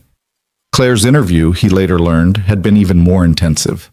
The board had sent 2 members to participate, concerned about the optics of their CEO engaging in a relationship with a subordinate. They'd pressed her on judgment on whether the relationship compromised her ability to lead effectively, on whether keeping it private for 6 weeks constituted a deception that undermined trust. They want me to end it, Claire told Ethan that evening when they met at her apartment, the first time they'd been alone since the HR disclosure. The board chair was very clear. They're concerned about the company's reputation, about potential lawsuits from other employees claiming favoritism, about my ability to maintain objectivity. What did you tell them? That my personal life is my own business as long as I don't violate company policy or compromise my professional responsibilities. That I disclose the relationship appropriately and have maintained proper boundaries. That they don't get to dictate who I care about just because it creates inconvenience for them. Ethan felt a surge of admiration for Claire's defiance, even as fear tightened his chest. And how did they respond? They reminded me that I serve at their pleasure, that if they lose confidence in my leadership, they can vote to remove me as CEO. Claire's voice was steady, but Ethan could see the strain in her expression. They're going to wait for the HR investigation results.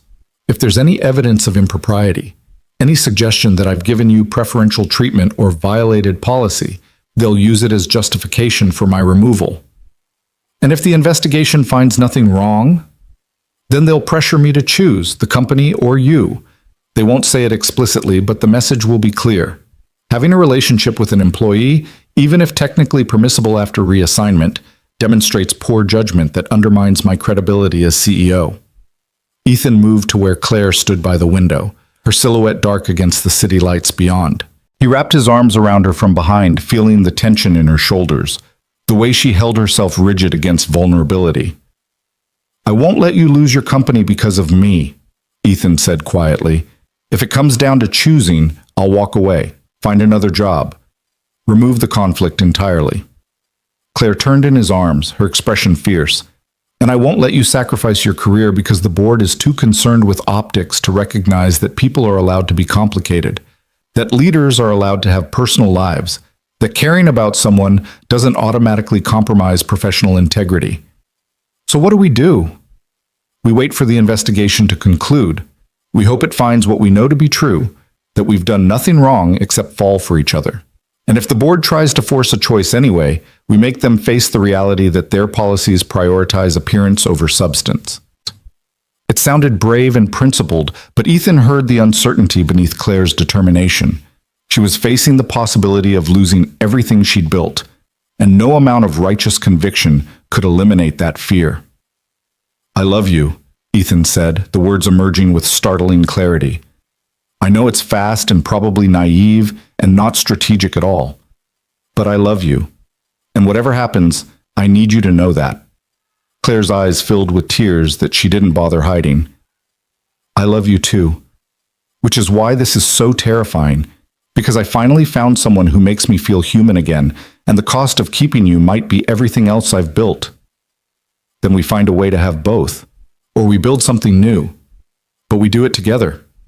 They held each other in the gathering darkness, 2 people caught between what they wanted and what the world insisted they were allowed to have, making promises neither could guarantee but both desperately needed to believe. The investigation lasted exactly 17 days, though to Ethan, it felt like 17 years compressed into a nightmare of waiting and uncertainty. Every morning he arrived at work wondering if this would be the day HR delivered their verdict.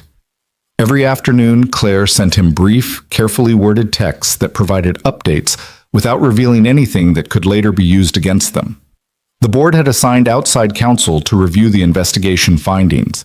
Sarah Morrison was being thorough to the point of obsession, interviewing not just Ethan and Claire, but colleagues who might have witnessed their interactions, analyzing email patterns for evidence of favoritism, reviewing every project assignment Ethan had received since the relationship began.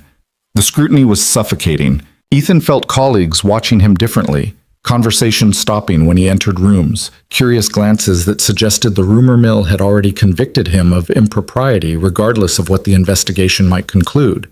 Rachel remained supportive but cautious, offering friendship while maintaining enough distance to protect her own position.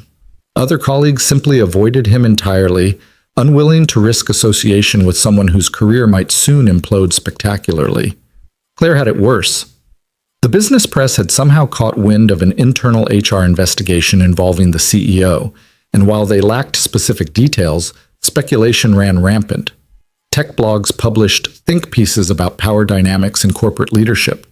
Competitors used the uncertainty to poach clients and employees. The board held emergency sessions to discuss crisis management strategies. And through it all, Claire maintained her professional composure with a strength that both inspired and devastated Ethan. They saw each other only in careful, strategic moments, brief conversations in empty conference rooms, texts sent from personal phones, one stolen weekend at Claire's apartment where they tried to pretend the outside world didn't exist. The isolation was brutal, transforming what should have been early relationship joy into a siege mentality where every moment together felt borrowed from an increasingly hostile future. The verdict arrived on a gray December morning via email from Sarah Morrison requesting their presence in her office at 2 p.m. No indication of findings, no preview of recommendations, just a sterile calendar invitation that carried the weight of impending judgment. Ethan spent the intervening hours in a state of controlled panic, his work forgotten, his attention fixed entirely on the approaching meeting. At 1:45, he left his desk and took the stairs to the 4th floor, needing the physical exertion to burn off nervous energy that threatened to overwhelm him. Claire was already waiting outside Sarah's office when Ethan arrived, her expression carefully neutral, but her hands betraying tension in the way she gripped her leather portfolio. They didn't speak, didn't acknowledge each other beyond brief eye contact that communicated everything words couldn't. Sarah emerged precisely at 2 p.m. and ushered them into her office with professional courtesy that revealed nothing about what was coming. The corporate attorney was there again, along with 2 board members Ethan recognized from company presentations, Margaret Chen, the board chair, and David Foster, head of the audit committee. The presence of board members suggested this was more than a routine HR matter. This was a corporate decision that would have implications far beyond Ethan and Claire's personal relationship. "Thank you both for coming," Margaret said, taking control of the meeting with the authority of someone accustomed to difficult conversations. "I'm sure you're eager to know the results of our investigation." "We are," Claire replied, her voice steady despite the stakes. Margaret nodded to Sarah, who opened a folder and began reading from what was clearly a prepared statement. "Our investigation examined the relationship between Ms. Reynolds and Mr. Walker across multiple dimensions, including the timeline of the relationship, any instances of favoritism or special treatment, communication patterns, and adherence to company policies regarding disclosure and conflicts of interest." Sarah paused, her expression softening slightly as she continued. "We found no evidence of policy violations. The relationship began outside of work contexts, was maintained separately from professional responsibilities, and was disclosed appropriately once the parties became aware it might create potential conflicts. We found no instances of preferential treatment, no exchange of confidential information, and no abuse of the power differential inherent in their respective positions." Ethan felt a rush of relief so intense it was almost painful. They'd done nothing wrong. The investigation had vindicated their careful separation of personal and professional, their determination to maintain integrity despite the complications, but Margaret's expression suggested the vindication was incomplete. "While the investigation found no policy violations," Margaret continued, "it did identify significant concerns about optics and potential conflicts of interest that could expose the company to future liability or reputational damage. Specifically, the relationship between a CEO and a subordinate employee, regardless of how carefully managed, creates an appearance of impropriety that could undermine stakeholder confidence and expose us to claims of favoritism from other employees. Claire's jaw tightened almost imperceptibly. The investigation found no actual impropriety, only the appearance of it. In corporate governance, appearance often matters as much as reality, David interjected. We have a fiduciary responsibility to protect shareholder value and company reputation. A romantic relationship between you and a subordinate employee creates risk that the board is uncomfortable accepting. So what are you recommending? Claire asked, her tone carefully controlled despite the anger Ethan could see simmering beneath. Margaret exchanged glances with David before responding. We're recommending that Mr. Walker be reassigned to a position that eliminates the reporting relationship and removes any appearance of conflict. Specifically, we'd like to offer him a lateral transfer to our Austin office, where he would assume a senior strategy role with comparable compensation and no direct or indirect reporting connection to you. The words landed like a physical blow. Austin. 1,500 miles away. A complete geographic separation that would effectively end the relationship by making it functionally impossible to maintain. That's not a remedy, Claire said, her control finally cracking. That's a punishment disguised as accommodation. You're forcing Ethan to choose between his career and his personal life. We're offering him a comparable position that addresses the conflict, Margaret corrected. Many employees would view a senior role in our Austin office as an advancement opportunity. And if I decline? Ethan asked, finding his voice despite the chaos in his chest. David's expression was sympathetic but firm. Then we'd need to explore other options. Different companies, potentially. We can provide excellent references and a severance package, but we cannot in good conscience maintain the current arrangement. Claire stood abruptly, her chair scraping against the floor with a harsh sound that echoed through the office. This is absurd. You found no evidence of wrongdoing. You acknowledged we've maintained complete professional boundaries, and now you're forcing a choice between career and relationship because you're concerned about optics? Ms. Reynolds, Margaret said calmly, please sit down. This isn't a punishment. It's a reasonable accommodation to address legitimate concerns. It's corporate cowardice, Claire shot back, but she sat anyway, her hands clenched into fists on the armrests.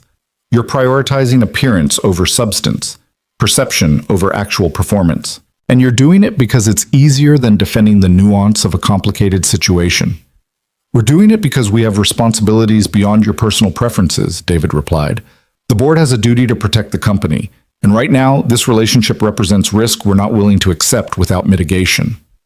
Ethan felt the conversation spiraling toward confrontation that would help no one. Can I have time to consider the Austin offer? He asked, interrupting the escalating tension. Margaret nodded, visibly relieved by the de-escalation. Of course, we'd like a response within a week. The position would begin in January, giving you time to relocate if you accept. And if Mr. Walker accepts the transfer, Claire said quietly, does the board have any further concerns about my continued leadership? The question hung heavy in the room, forcing Margaret and David to acknowledge the implicit threat they'd been making throughout the conversation. If Mr. Walker accepts the transfer and the conflict is eliminated, the board has no concerns about your leadership, Margaret confirmed. We believe you've demonstrated appropriate judgment in disclosing the relationship and cooperating with the investigation. Our concerns are about structure, not about your capabilities.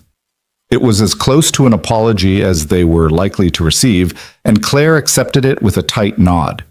The meeting concluded with forced pleasantries and logistical details about the Austin position. Ethan took the information packet mechanically, his mind already racing through impossible calculations. Austin meant abandoning everything he'd built in Chicago. Austin meant seeing Claire only on occasional weekends, conducting a long-distance relationship that would slowly suffocate under the weight of separation and inconvenience. Austin meant choosing career over love, safety over risk, and living with that choice for the rest of his life. He and Claire left HR separately, maintaining professional distance even as everything inside Ethan screamed to reach for her, to hold her, to promise that he'd find a solution that didn't require impossible sacrifices. They met that evening at Claire's apartment, the familiar space now feeling like a sanctuary under siege. Claire had changed from her business suit into jeans and a sweater, her CEO armor completely abandoned, leaving only the exhausted woman who'd spent 17 days watching her personal life dissected by corporate investigation. "I'm not going to Austin," Ethan said before Claire could speak. "I want you to know that. I'm not choosing a lateral transfer 1,500 miles away just to make the board comfortable." Claire looked at him with an expression that held both relief and despair. "Then what are you choosing? Because refusing Austin means leaving the company entirely, finding another job, starting over somewhere new. Is that really what you want?" "What I want is to be with you. Everything else is negotiable." "Ethan, you have a career. You've spent years building expertise and credibility. Walking away from Reynolds Tech because the board won't accommodate our relationship is what—" "The right choice," Ethan interrupted. "For me. I'm not sacrificing what we have because some board members are uncomfortable with complexity. I'm not spending the next decade wondering what would have happened if I'd chosen courage over convenience." Claire moved to where he stood, her hands coming up to frame his face with a tenderness that made Ethan's chest ache. "You'd really leave? Give up everything you've built?" "I'd leave tomorrow if it meant keeping you." "And what if keeping me means I lose the company? What if the board decides that my judgment is too compromised, that my personal choices reflect poorly on my leadership capability? What if choosing you costs me everything I've spent 12 years building?" The question exposed the fundamental impossibility of their situation. Someone had to sacrifice. Someone had to choose between love and the professional identity they'd constructed, and the board had engineered the dilemma to ensure that whichever choice they made, the relationship would be the casualty. "Then we both walk away," Ethan said, the idea forming as he spoke. "You resign as CEO, I leave the company, we start something new together, without the constraints of corporate hierarchy or board oversight." Claire pulled back slightly, studying him with an intensity that felt like being seen at a molecular level. "You'd ask me to give up my company?" "I'd never ask that. But I'm saying if you wanted to walk away, if the cost of staying is too high, I'd walk with you. We'd figure out what comes next together." For a long moment, Claire said nothing. She moved to the window overlooking the city, her reflection ghostly in the glass, the lights of Chicago spreading below like possibilities waiting to be chosen. "I've spent my entire adult life proving I could build something that mattered," Claire said quietly. "Reynolds Tech is my legacy. It's proof that I could create systems that valued substance over performance, competence over politics. Walking away from that feels like admitting defeat, like letting the board's discomfort with my personal choices erase everything I've accomplished. Or it's choosing to define success differently," Ethan offered, "to prioritize what makes you human over what makes you powerful. Those shouldn't be mutually exclusive. They shouldn't be. But the board is making them exclusive, and we have to decide which matters more." Claire turned from the window, her expression resolute despite the tears tracking down her face. "I need time. A week, like the board requested. Time to think through all the implications, to explore whether there are options we haven't considered, to be certain about whatever choice we make." "Okay," Ethan agreed, though the idea of waiting another week felt unbearable. "But I need you to understand something," Claire continued. "Whatever we decide together. I'm not making choices about our future without your input, and you're not sacrificing your career to spare me difficult decisions. We're partners in this. Equal partners." "Equal partners," Ethan repeated, the words feeling like a promise. They spent the rest of the evening talking through scenarios and possibilities, trying to find some path forward that didn't require devastating loss. Claire considered negotiating with the board, proposing alternative accommodations that might address their concerns without geographic separation. Ethan researched employment opportunities at competing firms, discovering that his reputation made him marketable despite the complicated circumstances of his potential departure from Reynolds Tech. But every scenario came back to the same fundamental problem. As long as Claire remained CEO and Ethan remained employed at Reynolds Tech, the board would view their relationship as an unacceptable risk, and the board had enough power to make that risk intolerable for everyone involved. The week that followed was a study in sustained tension. Ethan went through the motions of work while quietly reaching out to contacts at other companies, testing the market without committing to anything. Claire attended board meetings and investor calls, performing her CEO role with the same excellence she'd always demonstrated while privately grappling with existential questions about identity and purpose. They saw each other every evening, the time together becoming both refuge and reminder of what they stood to lose. They didn't make love with the easy passion of their early relationship, but with an intensity that felt almost desperate, as though physical connection could somehow solve problems that required impossible choices. On Thursday evening, 3 days before Ethan's response to the Austin offer was due, Claire received an unexpected call from Margaret Chen. Ethan watched Claire's expression shift during the conversation, from wariness to confusion to something he couldn't quite identify. When Claire ended the call, she sat heavily on her couch, staring at her phone with an expression of stunned disbelief. "What happened?" Ethan asked. "Margaret wants to meet tomorrow. Just her and me, no other board members. She said she has a proposal she wants to discuss before the response deadline." Claire looked up at Ethan, her expression uncertain. She wouldn't give details, but she said she's been reconsidering the board's approach and wants to explore alternative solutions. "What kind of alternative solutions?" "I don't know. But the fact that she's reaching out suggests maybe there's flexibility we didn't realize existed." Hope felt dangerous after weeks of siege, but Ethan couldn't help the small spark that ignited in his chest. Maybe Margaret had recognized the absurdity of the board's position. Maybe she'd found some creative accommodation that addressed their concerns without requiring devastating sacrifice. Or maybe, and this seemed more likely, she had a different kind of ultimatum designed to force Claire's resignation without the messiness of an open confrontation. The meeting was scheduled for Friday afternoon at a coffee shop downtown, neutral territory away from the office. Claire went alone, insisting that Ethan's presence might complicate whatever conversation Margaret wanted to have. So Ethan waited at his apartment, pacing and checking his phone compulsively, trying to distract himself with work he couldn't focus on while imagining every possible outcome. Claire returned 3 hours later, her expression impossible to read.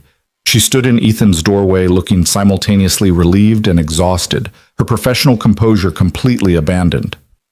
"Margaret offered me a choice," Claire said without preamble. "A real choice, not the illusion the board presented last week." "What kind of choice?" Claire moved into the apartment and collapsed onto Ethan's couch, her energy visibly depleted. She admitted the board's position was too rigid, that forcing geographic separation or termination was an overreaction driven more by discomfort than actual risk management. She said several board members have been reconsidering, questioning whether they were prioritizing optics over substance. "So what's the alternative?" "They're willing to restructure my role. Keep me as CEO, but create a stronger executive team that provides additional oversight and accountability. They'd bring in a chief operating officer who would handle day-to-day operations, allowing me to focus on strategy and vision while creating separation between me and operational decisions that might affect your department." Ethan processed the proposal, looking for the catch. "And I stay in my current position?" "You'd actually be promoted. They want to create a vice president of strategic planning role, reporting to the new COO rather than to me. It eliminates the direct reporting relationship while acknowledging your capabilities and giving you more responsibility and compensation." It sounded too good to be true, which meant it probably was. "What's the cost?" Claire's expression turned grim. "Complete transparency. Our relationship becomes public knowledge. No more privacy, no more separation between personal and professional. Everyone at the company will know, competitors will know.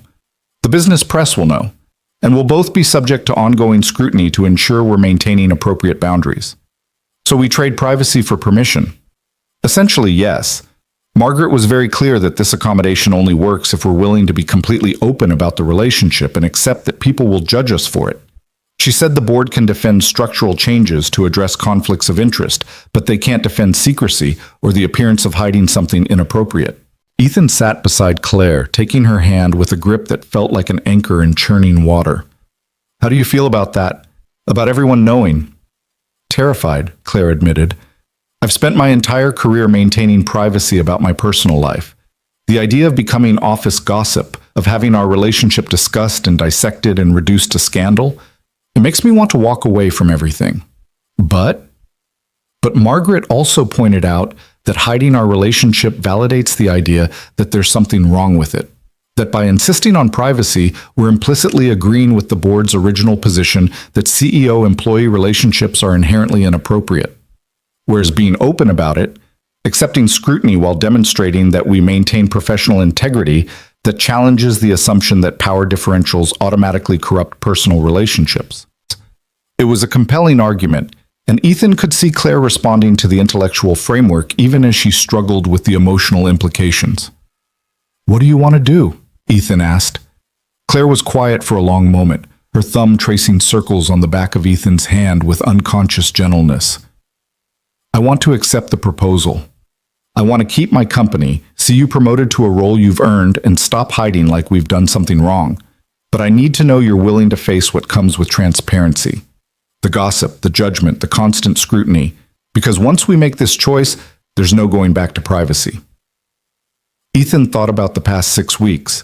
The careful separation, the stolen moments, the exhausting performance of pretending Claire was just his CEO rather than the woman he loved. He thought about Rachel's warning, the investigation's intrusion, the board's presumption that they could dictate the terms of his personal life, and he realized that privacy had never actually protected them.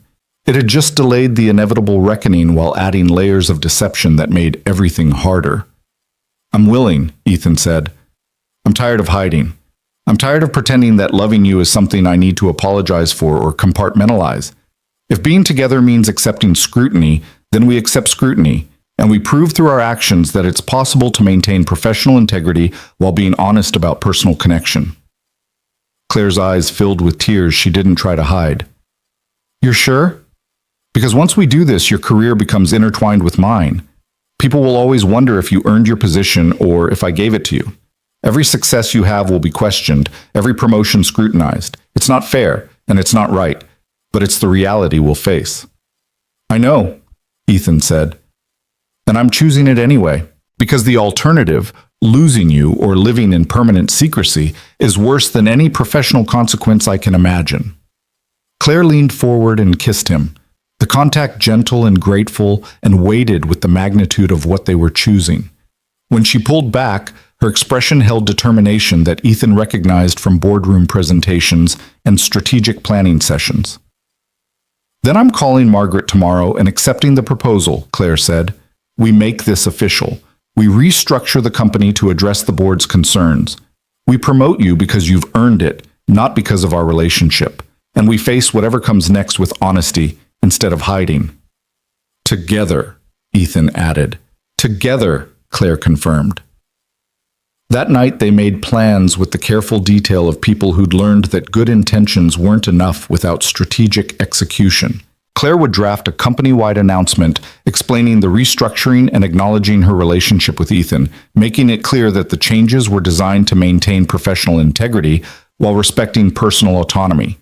Ethan would prepare for his new role, documenting his qualifications and achievements to preempt any suggestion that the promotion was favoritism rather than earned advancement. They anticipated the gossip, the speculation, the inevitable assumptions that would reduce their relationship to scandal regardless of the structural safeguards they implemented. And they committed to proving, through consistent professional excellence and maintained boundaries, that it was possible to be both transparent and appropriate, both personally connected and professionally ethical. On Monday morning, Claire sent the company-wide announcement. The email was brief, direct, and uncompromising in its honesty. She explained the new executive structure, introduced the incoming COO who would handle operational leadership, announced Ethan's promotion to VP of Strategic Planning, and acknowledged that she and Ethan were in a personal relationship that had been fully disclosed and appropriately addressed through restructuring. The response was immediate and overwhelming. Ethan's inbox flooded with messages ranging from supportive to incredulous to openly hostile. Rachel sent a text that simply said, "Well, you certainly picked the dramatic option." The break room conversation stopped whenever Ethan entered. Colleagues who'd been friendly became distant, their discomfort with the situation obvious despite their attempts at professionalism. But there were also unexpected moments of support. Sarah Morrison from HR stopped by Ethan's desk to congratulate him on the promotion and acknowledge the courage it took to be transparent about the relationship. Several colleagues from the strategy department sent notes expressing respect for how he and Claire had handled an impossible situation. And slowly, grudgingly, the gossip began to shift from scandal to acknowledgement that maybe, just maybe, Two adults could navigate complex professional and personal dynamics with integrity. Claire faced her own reckoning. The business press ran stories questioning her judgment, speculating about whether the relationship compromised her leadership effectiveness, debating whether CEOs should be allowed to date employees regardless of structural safeguards. Competitors used the controversy to suggest instability at Reynolds Tech. Some investors expressed concerns during quarterly calls. But Claire handled it with the same strategic excellence she brought to everything else. She addressed concerns directly, acknowledged the legitimate questions about power dynamics, and demonstrated through continued company performance that her personal life had no impact on her professional capabilities.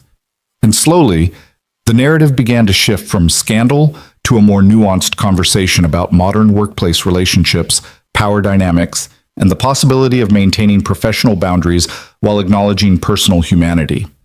3 weeks after the announcement, Ethan settled into his new role with a mixture of relief and residual anxiety. The promotion was legitimate. He'd earned it through years of solid work and strategic thinking that predated his relationship with Claire. But he knew some colleagues would always question it, would always wonder if he'd leveraged personal connection for professional advancement. He and Claire maintained scrupulous boundaries at work. They didn't meet privately in the office. They didn't exchange personal communications during business hours. They participated in meetings together only when necessary and treated each other with the same professional courtesy they extended to any colleague.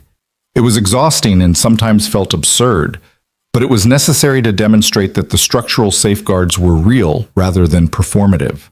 Outside work, they built something that felt increasingly solid and real. They had dinner together most evenings, spent weekends exploring Chicago neighborhoods they'd never visited before, had ordinary arguments about dishes and laundry and whose turn it was to pick the movie. The relationship that had begun at a wedding reception with a whispered challenge had become something wonderfully, terrifyingly normal. The normalcy lasted exactly 4 months before reality delivered its next challenge, this time from a direction neither of them anticipated.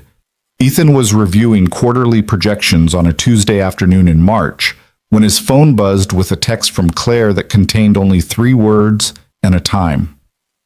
"My office, now." The terseness was unusual enough to trigger immediate concern.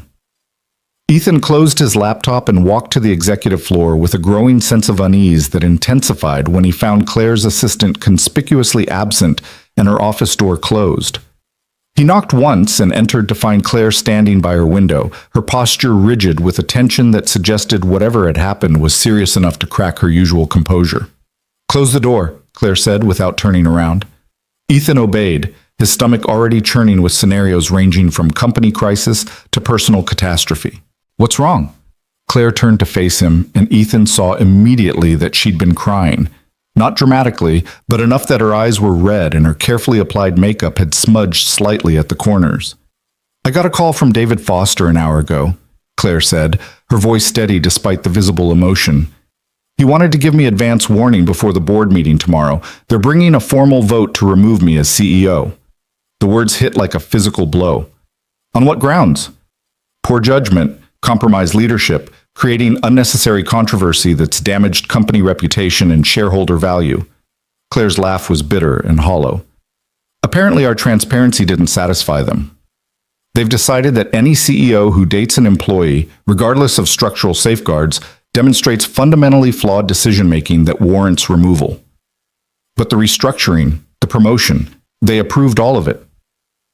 "They approved it as a test," Claire said, "a way to see if the controversy would die down or escalate.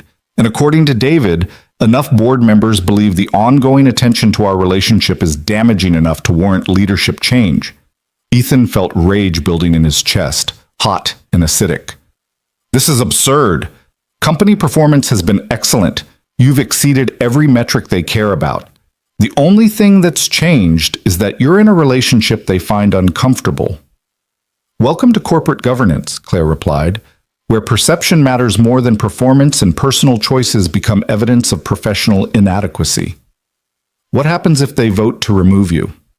Claire moved away from the window and sank into her desk chair, suddenly looking exhausted in a way Ethan had never seen. "They install an interim CEO while conducting a search for permanent replacement. I'd likely be offered a severance package and a carefully worded press release about pursuing other opportunities.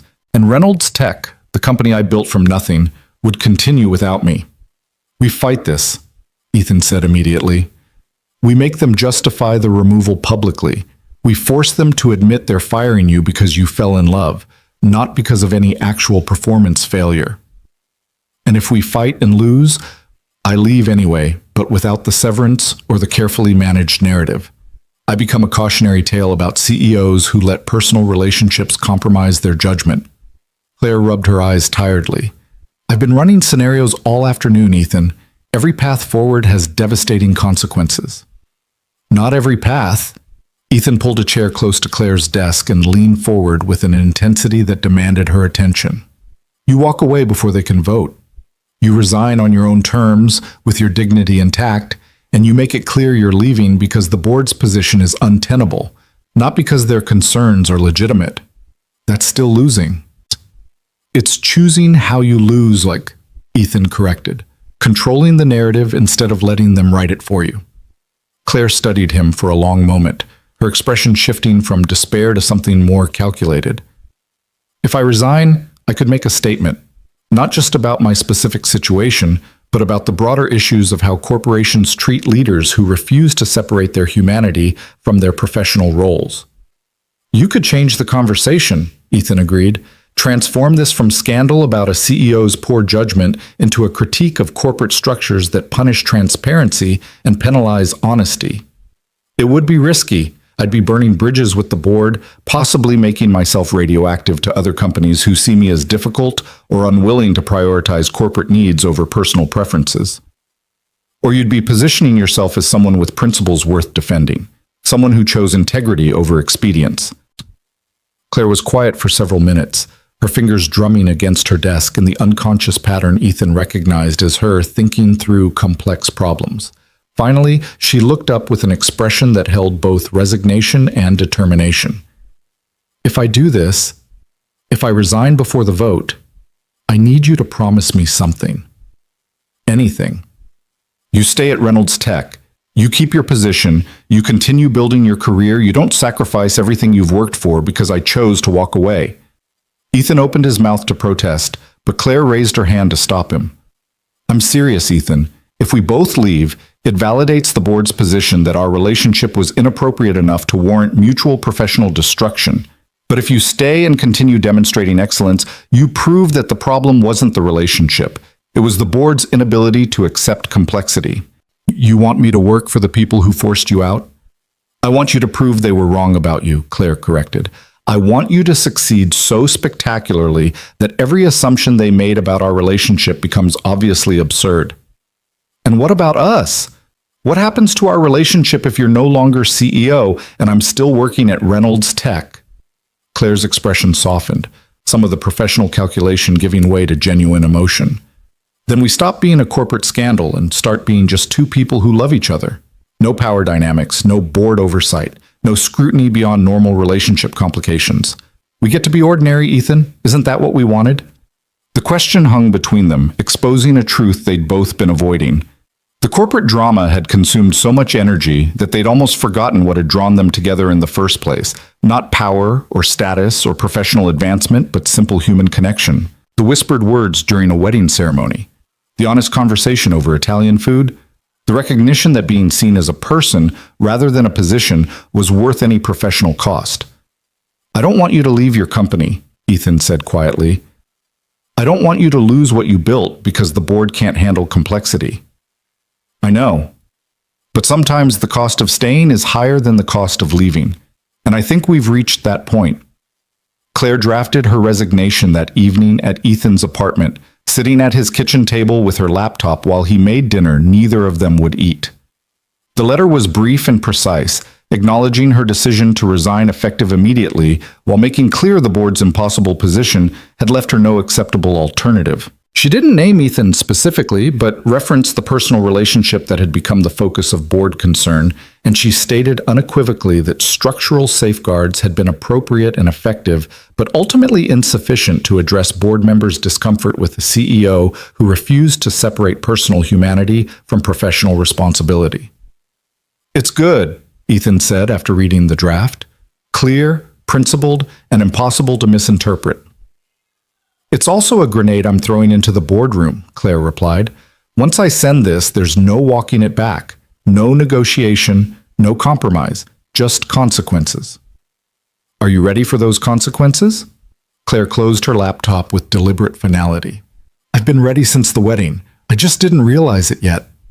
She submitted the resignation at midnight, emailing it directly to Margaret Chen with copies to all board members and Sarah Morrison in HR.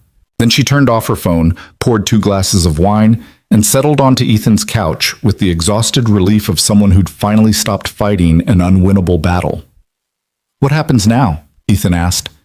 Now we wait for the chaos, Claire said. The board will scramble to manage the narrative.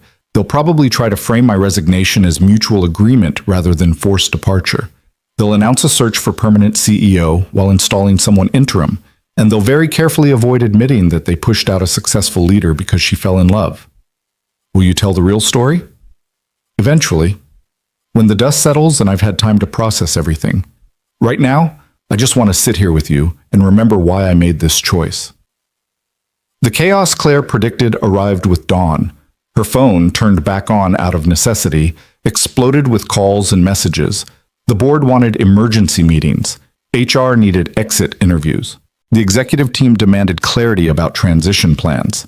And the media, somehow already aware of the resignation, wanted statements and interviews and insider perspectives on the shocking departure of Reynolds Tech's founding CEO.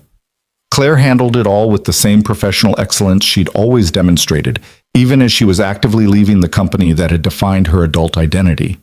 She met with the executive team to ensure smooth transition.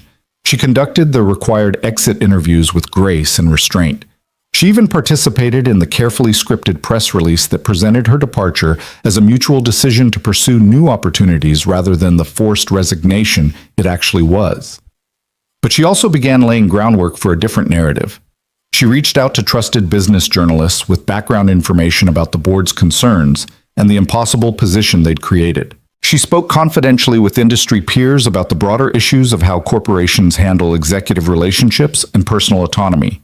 And she started planning what would come next, not just for her career, but for the larger conversation about leadership, humanity, and the cost of transparency in corporate environments. Ethan, meanwhile, faced his own reckoning at Reynolds Tech. The resignation sent shockwaves through the company, and everyone knew the real reason behind Claire's departure, even if the official narrative pretended otherwise. Colleagues approached him with expressions ranging from sympathy to suspicion, some offering support while others clearly blamed him for the CEO's exit. Rachel cornered him in the break room on Claire's 3rd day of terminal leave, her expression serious. People are saying you should resign too, that staying after what happened to Claire makes you complicit with the board's decision. People can say whatever they want, Ethan replied, pouring coffee with hands that trembled slightly despite his attempt at composure. I'm staying because Claire asked me to, because walking away would validate the board's position that our relationship was inappropriate enough to warrant mutual professional destruction. And you're okay being the person who kept his job while his girlfriend got forced out? I'm not okay with any of this, Ethan admitted, but I trust Claire's judgment. She said staying and succeeding proves the board wrong about me. So that's what I'm doing. That's going to be a lonely position. Probably, but it's the right one. Rachel studied him for a long moment, then nodded slowly. For what it's worth, I think you're brave. Stupid, maybe, but brave. I'll take it. The interim CEO who replaced Claire was a board member named Thomas Wright, a competent but uninspiring executive who'd built his career through careful risk avoidance and political maneuvering rather than innovation or vision. He called an all-hands meeting his first week to reassure employees that Reynolds Tech's mission and values remained unchanged despite leadership transition. Ethan sat in the back of the crowded auditorium and listened to Thomas deliver platitudes about continuity and stability, and he felt rage building in his chest at the fundamental dishonesty of the performance. Claire had built this company on principles of transparency and valuing substance over performance, and the board had replaced her with someone whose primary qualification was his willingness to prioritize corporate comfort over authentic leadership.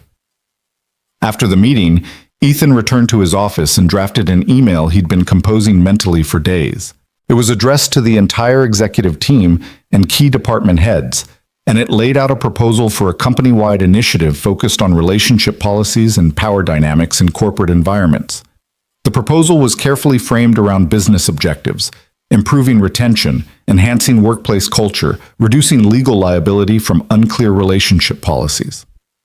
But the underlying message was impossible to miss. Ethan was proposing that Reynolds Tech conduct a comprehensive review of how they handled personal relationships between employees at different hierarchical levels, with explicit examination of whether current policies prioritized appearance over substance, and whether they created environments where transparency was punished rather than rewarded. It was professional and strategic, and absolutely designed to force conversation about the exact issues that had led to Claire's resignation. He sent the email before he could second-guess himself, then sat back and waited for the inevitable response. Thomas Wright called him within an hour, his tone carefully neutral. "Ethan, I've reviewed your proposal. It's provocative." "It's necessary," Ethan corrected. "We just lost our founding CEO over relationship policy concerns. If we don't examine those policies critically, we're guaranteeing the same issues will arise again. The board may view this proposal as inappropriate given your personal involvement in the situation. The board can view it however they want, but the proposal stands on its merits regardless of my personal circumstances. And if they're unwilling to consider it because of who's proposing it, that says more about their limitations than mine." There was a long pause on the other end of the line. Finally, Thomas spoke again, his tone slightly warmer. "I'll present it to the board. No promises about their response, but I'll make sure they see it. That's all I'm asking." The board's response came 2 weeks later in the form of a carefully worded rejection that praised Ethan's initiative while explaining that current policies were adequate and comprehensive review wasn't warranted at this time. It was corporate speak for, "We're not interested in examining our own failures," and Ethan wasn't surprised. But he'd accomplished what he'd intended. The proposal had forced conversation about the real reasons for Claire's departure. It had put the board on record as refusing to examine policies that had cost them their most successful CEO. And it had established Ethan as someone willing to challenge comfortable narratives even when doing so was professionally risky. Rachel sent him a text after the board's rejection was circulated. "You're either incredibly brave or incredibly stupid. I haven't decided which." Ethan smiled and typed his response. "Why can't it be both?" 3 months after Claire's resignation, Ethan was working late when his office phone rang with an internal extension he didn't recognize. He answered to find Margaret Chen on the other end, her tone unexpectedly warm. "Ethan, do you have a few minutes?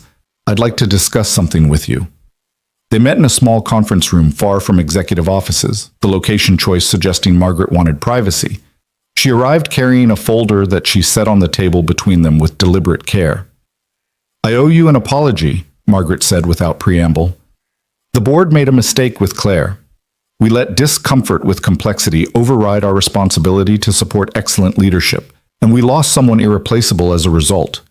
Ethan wasn't sure how to respond, so he said nothing and waited for Margaret to continue. "I've spent the past 3 months watching Thomas try to fill Claire's shoes, and it's become increasingly obvious that we downgraded significantly. Not because Thomas is incompetent, but because Claire brought something exceptional that we took for granted until it was gone." Margaret opened the folder and slid a document across the table. "I've been talking with several other board members, and we want to extend an offer to Claire to return as CEO with a revised relationship policy that explicitly permits personal relationships between executives and employees as long as appropriate structural safeguards are in place." Ethan stared at the document without touching it. "You want Claire back?" "We want to correct our mistake," Margaret said, "and we're hoping you'll help us make that case to her." "Why would she come back? You forced her out because she refused to choose between her personal life and her professional identity. Why would she trust you not to do the same thing again when the next complicated situation arises?" "Because we're putting it in writing," Margaret replied. "The revised policy isn't just verbal assurance. It's a formal board resolution that explicitly states personal relationships between employees at different hierarchical levels are permissible as long as they're disclosed and appropriate structural safeguards are implemented. Claire's relationship with you would be explicitly protected documented, and defended by board policy. And what changed? Why are you willing to do this now when you weren't 4 months ago? Margaret's expression turned rueful. Because we realized our mistake. Because competitors are using Claire's departure to suggest instability at Reynolds Tech. Because employees are leaving for companies with more progressive relationship policies. And because, honestly, I've come to believe we were wrong. That prioritizing appearance over substance was a failure of leadership on our part, not Claire's. Ethan picked up the document and skimmed the formal language that translated Margaret's explanation into legal policy. It was comprehensive and appeared genuine, though his cynicism about board motives made him cautious about accepting anything at face value. "I'll talk to Claire," Ethan said finally, "but I can't promise she'll be interested. You hurt her. You made her question 12 years of work and sacrifice. That's not something a policy revision erases." "I know," Margaret said quietly, "but I'm hoping she'll at least consider it. Reynolds Tech needs her, and I think, though I could be wrong, she needs Reynolds Tech too." Ethan brought the proposal to Claire that evening, finding her in the home office she'd set up in a spare bedroom of her apartment. She'd been consulting for several companies since her resignation, leveraging her expertise while deciding what came next, and she seemed genuinely content in ways she hadn't been during her final months as CEO. "The board wants you back," Ethan said, handing her the folder, "with a formal policy revision that protects our relationship." Claire read through the document with the careful attention she gave everything, her expression revealing nothing until she finally set it down and looked at Ethan with eyes that held equal parts skepticism and something that might have been longing.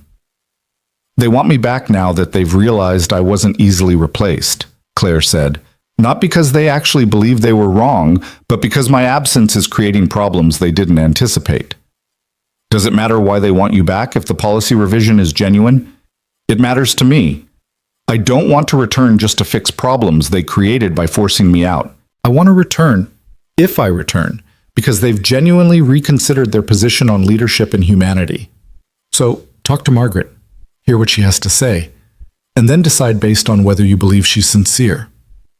Claire was quiet for a long moment, her fingers tracing the edge of the policy document with unconscious precision. "If I go back, nothing will be the same. I'll always know the board can withdraw support if I make choices they find uncomfortable. I'll always be looking over my shoulder, wondering when the next impossible situation will arise. Or you'll have established that you won't be forced out for being human, that you can make personal choices without sacrificing professional credibility. That transparency and structural safeguards actually work when combined with leadership that refuses to apologize for complexity. You're very good at reframing defeat as victory. I learned from the best." Claire smiled despite herself, then pulled Ethan close with a gentleness that felt like both question and answer. "What do you want me to do?" "I want you to do whatever makes you happy. If that's returning to Reynolds Tech and reclaiming the company you built, I support that completely. If it's staying independent and building something new without board oversight, I support that too. I just want you to choose based on what you want, not on what you think you should want or what other people expect. And what about you? What happens to your position if I return as CEO? The policy revision explicitly allows our relationship. The structural safeguards we implemented are still in place. Nothing changes professionally except that we stop pretending there's something wrong with a CEO and a VP being in a relationship as long as they maintain appropriate boundaries. Nothing changes except everything, Claire said softly. Because if I return, we're making a statement that we refuse to let corporate discomfort dictate our personal choices. That we're willing to be visible and vulnerable and subject to ongoing scrutiny because the alternative, hiding or separating, is worse than any professional consequence. Yes, Ethan agreed. That's exactly what we're doing. Claire met with Margaret 3 days later at the same coffee shop where they discussed alternatives before Claire's resignation. Ethan wasn't present for the conversation, but Claire recounted it that evening with a mixture of surprise and cautious optimism. Margaret apologized, Claire said. Really apologized. Not the corporate non-apology where someone regrets that you feel hurt, but actual acknowledgement that the board made a mistake and caused real harm. She said she's been thinking a lot about leadership and humanity, about how corporations claim to value whole persons while punishing any deviation from narrow professional identities. And she said, "Watching me leave made her realize how much potential the company loses when leaders are forced to choose between authenticity and acceptance." Do you believe her? "I think I do," Claire said slowly. She seemed genuinely reflective rather than just strategically accommodating. And the policy revision isn't just about me and you, it's a broader framework for how Reynolds Tech handles all relationship disclosures going forward. It's institutional change, not just individual exception. So what did you tell her? That I'd think about it. That I needed time to consider whether returning was the right choice or just the familiar one. Claire looked at Ethan with an expression that held both vulnerability and determination. "What do you think I should do?" Ethan had thought carefully about this question, knowing Claire would ask it and wanting to provide an answer that was honest without being prescriptive. "I think you built something extraordinary at Reynolds Tech, something that challenged conventional corporate assumptions and proved that substance could matter more than performance. And I think walking away permanently because the board temporarily lost sight of those values means they win. They get to replace what you built with something safer and less challenging. But if you return with explicit protection for the principles you care about, you reclaim not just the company, but the possibility that corporations can actually evolve beyond narrow definitions of appropriate leadership." That's a very strategic answer. You asked what I think, not what I feel. Okay, what do you feel? Ethan pulled Claire into his arms, holding her with a fierceness that communicated everything words couldn't. "I feel like you deserve to lead the company you built. I feel like the board doesn't deserve your brilliance after how they treated you. And I feel like whatever you decide, I'm with you completely. No reservations, no conditions, just partnership." Claire buried her face against Ethan's chest, and he felt her shoulders shake with emotion she rarely allowed herself to express. When she finally spoke, her voice was muffled but clear. "I want to go back. Not because they want me, but because I want to prove that leaving was a mistake. Theirs, not mine. I want to demonstrate that leadership and humanity aren't mutually exclusive. And I want to build the kind of company where other people don't have to make the impossible choices we faced." "Then go back," Ethan said simply. "Reclaim what's yours." Claire returned to Reynolds Tech 6 weeks later, amid carefully orchestrated announcements and strategic messaging. The board framed her return as evidence of their commitment to progressive leadership policies. Claire positioned it as an opportunity to implement institutional changes that protected employee autonomy while maintaining professional standards. And the business press, somewhat surprisingly, treated it as a case study in corporate evolution and the changing nature of workplace relationships. Ethan watched from the audience as Claire addressed the all-hands meeting on her first day back, her presence commanding the room with the same excellence he remembered from before her resignation. She talked about the past 6 months with remarkable honesty, acknowledging the board's initial resistance to her relationship with Ethan, her decision to resign rather than accept untenable conditions, and the institutional changes that had made her return possible. "I'm not here because the board realized they made a mistake," Claire said, her voice carrying clearly through the crowded auditorium. "I'm here because we collectively decided that corporations can be better than they traditionally have been, that we can value whole persons rather than demanding employees fragment themselves into acceptable professional personas, that transparency and appropriate boundaries can coexist, and that leadership requires the courage to challenge comfortable assumptions about what's possible." The applause was genuine and sustained, and Ethan felt something loosen in his chest that had been tight since Claire's resignation. She was back. They were both here, and the company that had nearly destroyed itself trying to punish their relationship was now defending it as evidence of progressive values. It was absurd and imperfect and absolutely worth every impossible choice they'd made. Life settled into rhythms that felt both familiar and transformed. Claire resumed her CEO responsibilities with renewed energy, implementing relationship policies across the company that protected disclosure while preventing retaliation.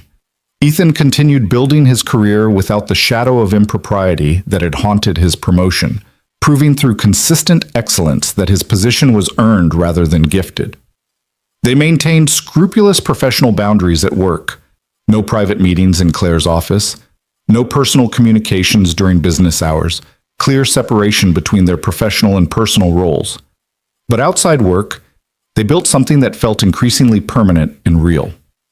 6 months after Claire's return, Ethan came home from work to find her sitting on his couch with an expression that suggested she'd been waiting for him with something important to discuss.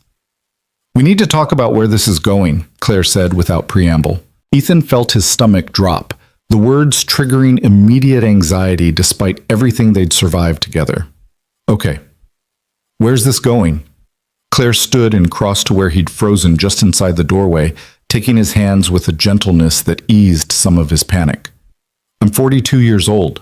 I've spent my entire adult life building a company and avoiding personal commitments because I was afraid they'd compromise my professional identity. But being with you has taught me that the things I was afraid of, vulnerability, dependence, choosing another person over complete autonomy, those aren't weaknesses. They're just different kinds of strength." "Claire, what are you saying?" "I'm saying I want to stop calling this dating or a relationship or whatever careful language we use to avoid committing to something permanent. I want marriage, Ethan.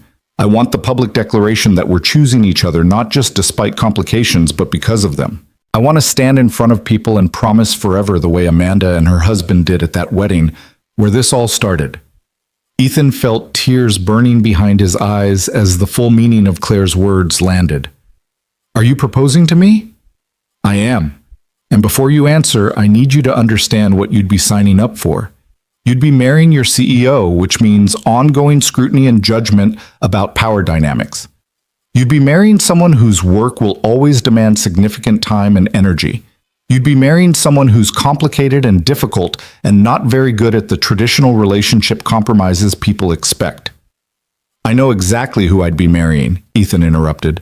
"The woman who whispered something dangerous during a wedding ceremony and changed my entire life. The woman who chose transparency over safety and integrity over expedience. The woman who makes me feel seen as a person rather than a position. So, yes, Claire Reynolds, I will absolutely marry you." Claire kissed him with an intensity that suggested relief and joy in equal measure, and when she finally pulled back, her eyes were bright with tears. She didn't bother hiding. "I don't have a ring," she admitted. "I didn't plan this. I just realized this afternoon that I didn't want to wait anymore. That every day without being married to you felt like time wasted pretending to be more cautious than I actually feel." "We'll get rings," Ethan said. "We'll plan a wedding. We'll do all the traditional things. But right now, in this moment, the only thing that matters is that we both said yes." They were married 4 months later in a small ceremony that deliberately echoed the wedding where they'd met. The venue was different, a botanical garden instead of a waterfront estate, but the intimate gathering of close friends and family felt spiritually similar to that October evening when Claire had leaned close and challenged Ethan to see her instead of the bride. Rachel served as Ethan's witness, her toast at the reception focusing on the courage it took to choose love over safety, and the beauty of watching two people refuse to let corporate expectations dictate personal choices. Margaret Chen attended as Claire's guest, her presence a tacit acknowledgement of the board's evolution and perhaps her own. Sarah Morrison from HR sent flowers with a card that simply said, "Congratulations on building something that challenged all my assumptions about workplace relationships." But the moment that mattered most came during the ceremony itself, when the officiant asked if they had vows they'd written. Claire went first, her voice steady despite the emotion visible in her expression. "Ethan, you saw me when I'd forgotten how to be seen. You valued my humanity when I'd reduced myself to a position and a title. You challenged me to be brave enough to want ordinary happiness instead of just extraordinary achievement. I'm standing here today not because it was easy or convenient, but because choosing you, choosing us, was the most important decision I've ever made. And I promise to keep choosing you every day for the rest of my life." Ethan's vows were simpler but no less heartfelt. "Claire, from the moment you told me to stop looking at the bride and look at you instead, I've been learning what it means to really see another person, to recognize complexity without trying to simplify it, to embrace difficulty without running from it. You've taught me that the most important choices are often the hardest ones, and that courage isn't about not being afraid. It's about choosing what matters despite fear. I promise to be your partner in every sense of that word, to support your ambitions while pursuing my own, to maintain boundaries that protect us while refusing to hide what we've built, to love you not despite your complications but because of them." When they kissed to seal the promises, Ethan heard applause and saw smiles through tears that suggested their small audience understood the weight of what they'd witnessed. This wasn't just a wedding. It was a declaration that love could survive corporate scrutiny, that transparency could coexist with professional success, and that two people willing to fight for each other could reshape the very systems designed to keep them apart. The reception was joyful and relaxed, full of laughter and dancing, and the kind of genuine celebration that comes when people have survived something difficult together. Near the end of the evening, as guests began departing and the venue staff started cleanup, Claire pulled Ethan onto the empty dance floor for one final slow dance. "Do you remember what I said that night at the wedding?" Claire asked, her head resting against Ethan's chest. "When we were on the terrace and I told you we had to move forward carefully? I remember everything from that night. I was so afraid. Afraid of what wanting you would cost me, afraid of losing control, afraid that choosing personal happiness would somehow diminish everything I'd built professionally. And now?" Claire lifted her head to look at him, her expression holding contentment that seemed almost unfamiliar on her usually intense features. "Now I know that the things I was afraid of losing were things I needed to let go of anyway. The performance, the perfect control, the belief that professional success required personal sacrifice. You didn't diminish what I built. You helped me understand that I'm more than what I've built, and that's worth every difficult choice we made." They swayed together in comfortable silence, two people who'd started as CEO and strategist, become scandal and controversy, survived investigation and forced resignation, and emerged as partners who'd proven that love and leadership could coexist if you were brave enough to demand both. "I'm glad you told me to stop looking at the bride," Ethan said quietly. Claire smiled against his chest. "So am I. Best reckless decision I ever made." "Second best," Ethan corrected. "The best was saying yes when I asked you to marry me." "You didn't ask. I proposed to you." "Details." Claire laughed, the sound genuine and unguarded, and Ethan felt a contentment settle over him that had nothing to do with professional success or corporate vindication. This was about the ordinary miracle of finding someone who made you feel fully human, fully seen, fully yourself. Everything else, the promotions and policies and public declarations, those were just the scaffolding that supported what really mattered. They'd built something real, something that survived scrutiny and challenge and every institutional force designed to make them choose between love and achievement. And they'd done it by refusing to pretend they were anything other than what they were. Two complicated people who'd chosen each other despite every logical reason to walk away. Months later, on an ordinary Tuesday evening, Ethan came home from work to find Claire cooking dinner with music playing and a contentment in her movements that suggested she'd finally found peace with the balance between professional excellence and personal joy. She looked up when he entered, her smile immediate and warm, and Ethan was struck by how different this moment felt from those early days of careful compartmentalization and hidden connection. "How was your day?" Claire asked, the question mundane but weighted with genuine interest. "Good, productive." Thomas complimented the strategic framework I presented in the executive meeting, said it demonstrated exactly the kind of clear thinking that justifies my promotion. "He's right. You're exceptional at what you do." Coming from my CEO wife, that's either a compliment or a conflict of interest. Claire laughed and crossed the kitchen to kiss him, the casual intimacy of the gesture evidence of how far they'd traveled from those first careful boundaries. "It's both. And I'm allowed to acknowledge your excellence even if it creates awkward optics. The board would probably prefer you didn't. The board has learned to accept that I'm going to prioritize substance over appearance. They'll adjust." They ate dinner and talked about ordinary things, upcoming meetings, weekend plans, the frustrating traffic that had made Claire's commute 20 minutes longer than usual. It was domestic and unremarkable and absolutely perfect in its normalcy. Later, lying in bed with Claire's breathing evening out as sleep claimed her, Ethan thought about the wedding invitation that had arrived months ago, the one he'd almost thrown away without opening. That single decision to RSVP yes to a peripheral connection celebration had set in motion everything that followed.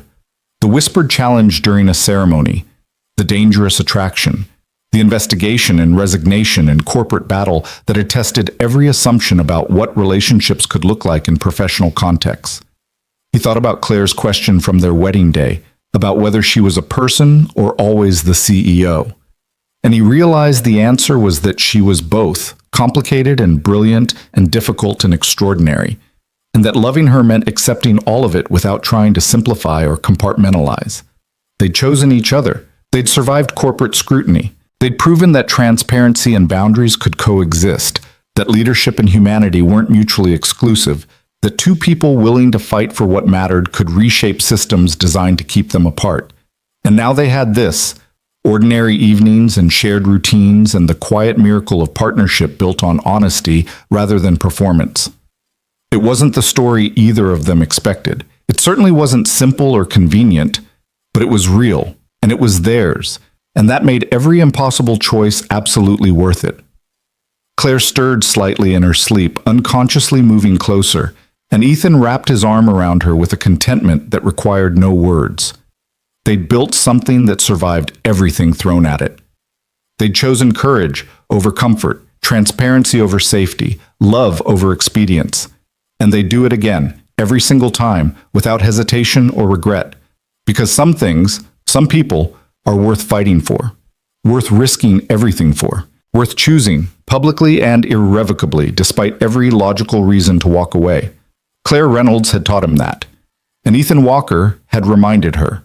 Together, they'd proven it was possible to have both professional excellence and personal joy, both leadership and love, both achievement and authentic connection. They'd stopped looking at what they were supposed to want and looked at each other instead.